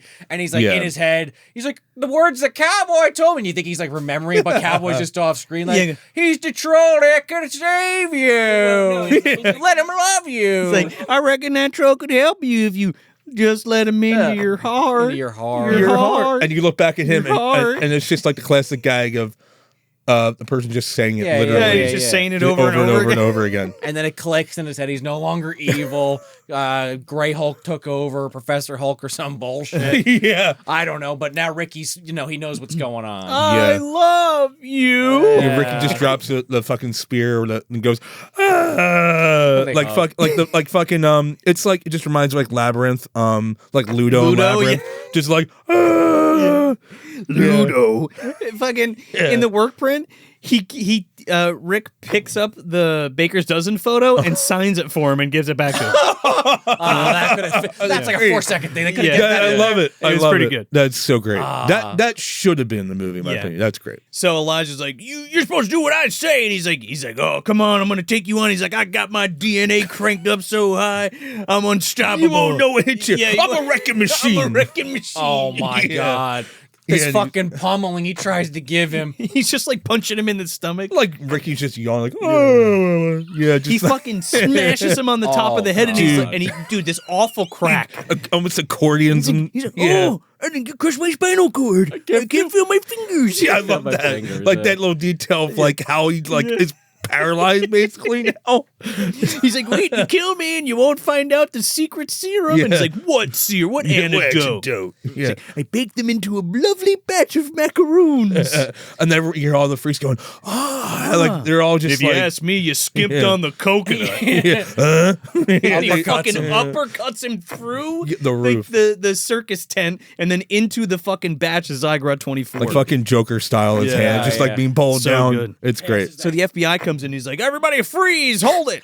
And he's like, "FBI!" And he's like, "Wow, great job, Ricky! You're gonna get a medal from the vice president." Where were you the whole time? Well, we've been watching Skunks for years, so we were ready to take him out at any time. Yeah, but they were like, "Where were you?" And he's like, Oh, the article with Stewie's picture on it. That's how they recognize that's what they him. found out. Yeah. And they open it up. He's like, "Well, first we had Satan's Child on page 4. Yeah. And then we had the case of the house that dripped blood." And you hear them all commenting like, yeah. I love that how like there are scenes in this movie where they're just all kind of like reacting to things in such a like a nonchalant way while insane shit is going that on. part makes me think of Mel Brooks shit. Oh, especially 100%. It's pure parody in that. Yeah. One of the FBI guys is like, "Oh shit, look out!" And it's like this purple blob. And he's like, "It can't be!" And it turns around and it's fucking Brooke Shields, but it's Randy Quaid's voice. Yeah, what the hell are you looking at? Yeah. Dead meat. They just fucking start shooting her. FBI fucking light him up. Yeah, dude, when they do that to it, like I love the shot of them shooting. Yeah. It's so fucking cartoony and insane. So they kill Skuggs, who looks like Sky Daily, and they're like, "Wow, that was so great, Ricky. Let's bring out the freaks or whatever." Well, Yeah. we can't, even though this episode's already super long, we can't forget the joke where it's like, didn't you guys love that story? And the whole audience is asleep. Yeah, Like, sleep. Fix Ricky Coogan's light. Yeah. And she's like, "Oh, it's about time." No, yeah. And then it lights up, and like you see he's cured. And Yeah, it was just a cactus It was just a behind him, cactus behind even though it clearly Yeah. wasn't before, but okay. It's just so ridiculous how that gag just like they didn't care. Like It's so good. Well, yeah. it's funnier because of that, right? Yeah, I agree. So the whole cast comes out, like they're all fixed. They all have like Even their knows names he's on like, their cheeks. "Ah!" Yeah, and the fucking old lady's like giving him the finger. Yeah. He's just going like this, like, "Oh, man," like giving her like the old Italian like hand. John Hawkes runs out there. They all run out, and then They're all the like worm. cured. Yeah, the worm's the only one. And the worm. Just because I don't like macaroons. Just because a man doesn't like macaroons. I guess they didn't Yeah. know that the cure was in there, but funny as shit. Squirrel comes right in. And, Oh yeah. And Ortiz comes and Ortiz they're like, comes out of Ortiz! nowhere. Yeah, they're like Ortiz. Like And they're like, "Where's Cousin Eddie? Didn't he used to eat these things?" yeah. Oh, dude, it's great. I just love it too because it's like wow, that's so crazy. So I can't believe that Eliza looked just like me. He's like, "Yep, same face, same clothes. Only he had this giant, grotesque, hideous feet." And it like pans down and they're like the feet are just like feet. ridiculous looking, like purple, fucking pimpled out. Like It literally looked like the yeah, feet it's to that insane. creature To from the creature House. from House, the purple lady. Yeah. Straight up. He's got a machete and he's Oh, like, "I'm yeah. gonna drink your blood." Yeah. Yeah. Julie comes in from behind, blows Shoots her away. him. Yeah, she falls. Elijah or Sky Elijah falls down, and you see Julie standing there with a gun, and runs up to Rick, and it's just like They embrace. So Now we they're can finally be together. And then Sky jumps up again and gets shot again, and fucking Ernie's like, there, "Oh, like yeah. you didn't totally see that coming." yeah. Oh, That's dude, it's good. great. And they just they walk over and embrace, and then Also, Stewie? Ortiz doesn't give a shit. I guess he had his way with her. He's good. He could have her now that she's not freaked up with Ernie. Yeah. That's what he really wanted. So Stewie's there, and he walks out, but he's still a giant freak. Oh, yeah. He didn't eat the giant freak. macaroon. He But didn't he's eat got, macaroons, yeah. but he's got these plastic bags with him. We have to talk about the plastic bags. Okay, Yeah, the for plastic sure. bags. There's a cut scene. Okay, I here forgot about that. in the work print because in the regular movie he just comes out and he has these bags. Yeah, He's like, yeah. "Hey," but then they never reference it. In the work print, he comes out. He's like, "Oh, I found the real Sky Daily," and it's just those bags are full of her body Of her parts. body parts, yeah, that was. But like having him just come out with the trash bags was kind of like That's a I better always thought it gag. was like he was like moving or something. Like Yeah. this is his fucking luggage. Yeah, like what is It's he doing? Why plastic- does he have that? Fucking Yeah, trash right. bags. Stewie would have trash bags for luggage. So He would. Why not? But yeah, So then it wraps up, and they're like, "Good night, everybody." And then the last frame is this freeze frame where Sky jumps up. Sky jumps up Yeah, with yeah. fucking machete. Elijah Sky. Yeah, And this is where I think the Yeah. wrench comes into play in Oh, the yeah. extended cut. Hits her yeah, in the yeah. head, knocks Bangs her her in the down. head. Like, wrench, or no, like hammer, whatever. Well, hammer. yeah, right, yeah. Besides the worm never being able to wipe his ass, honestly, he's a little too happy about it. Mr. T seemed thrilled to have this operation, and now it's like, I'm a man again, I'm happy. It's like, what moral really was that? Don't overthink the bearded lady, Sean. Just move on. That's the only one where I'm like, all right, It's just whatever. It's a comedy. Don't It's overthink just it. a goof. Yeah. They didn't shave his beard. I think they like wanted to shave his beard, and he like wouldn't let him or something like that. Oh, for like the final yeah, gag. for the final For the final For the final thing, yeah. But Yeah. he kind of needs the beard. He does. But isn't it the tight beard? I mean, think that you're right. beard, You I might didn't be even right. think it was real, honestly. I just assumed it was fake until you just said that. Oh, don't tell it to Mr. T, dude. I'm not going to. Yeah, I'm like, please. Mr. T, that beard you had on in Freak, was that real? I could ask you a million questions, but I'm going to ask you this then he one. just punches you. Yeah, right, He punches exactly. you. Yeah. I had to wear a dress for 3 weeks. You kidding me? And that's a question you're gonna ask me when you come up to me? I am woman. I like me. I don't pay the fool for you at all, sir. I'm not going to try to match that energy. That was two great Mr. T impressions back to back. So where are we putting this, fellas? Is this on the shelf or in the dumpster? On the fucking shelf. No It shit. has to be on your shelf somewhere. Yeah. Dude. Oh, it's right here. Absolutely. Yes. Oh yeah. There it And is. there, and and there, there, and and there, there. and there. But this one's mine though. That I'm one's taking yours. it. But yeah, I mean, like, it just really is one of the most ambitious projects that came out of the '90s, and I feel like there's so many films you can compare this to, and especially like maybe there's a legacy of this movie, and like if you can think of any films that may have reference to it.